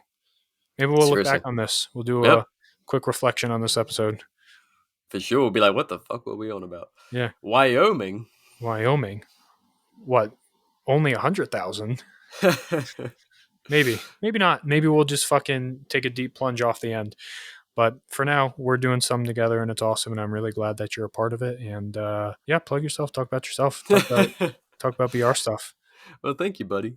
So, I'm fucking all over the place because I hate having free time, apparently. Chiefly right now, I'm trying to come up with an alternative news source to... I have no lofty dreams of taking out Vice in the next year or two, but I love what they used to do. I love what Vice used to be, but these days they're just a quirky version of the mainstream media. So I'm trying to revive that with a Substack that I have. I work on with a mix of other writers, generally from the Liberty community, called The Anarch, theanarch.substack.com. And so that's kind of my main home now that censorship has struck me down like 3 fucking times. Substack promises to not censor people, so that's kind of going to be the long-term home. And hopefully when I get back, did we talk about the guides on the air? Yeah, we did. Yeah. Hopefully when I finally come out with the new iteration of that's all going to be on the Substack because it's unbannable. And generally, I'm going to be talking about stuff that doesn't get talked about much. Kind of anarchist, libertarian culture and what's going on beyond... We have a lot of like confirmation bias headlines, and this is going to be more focused on what's actually going on. Like, we talked about some homesteading stuff, and kind of conventions going on with that. The Rogue Food Conference out in Virginia, and people learning how to, be sustainable, like we've been talking about. And then also like more tactical stuff, cultural stuff, all sorts of bits and pieces.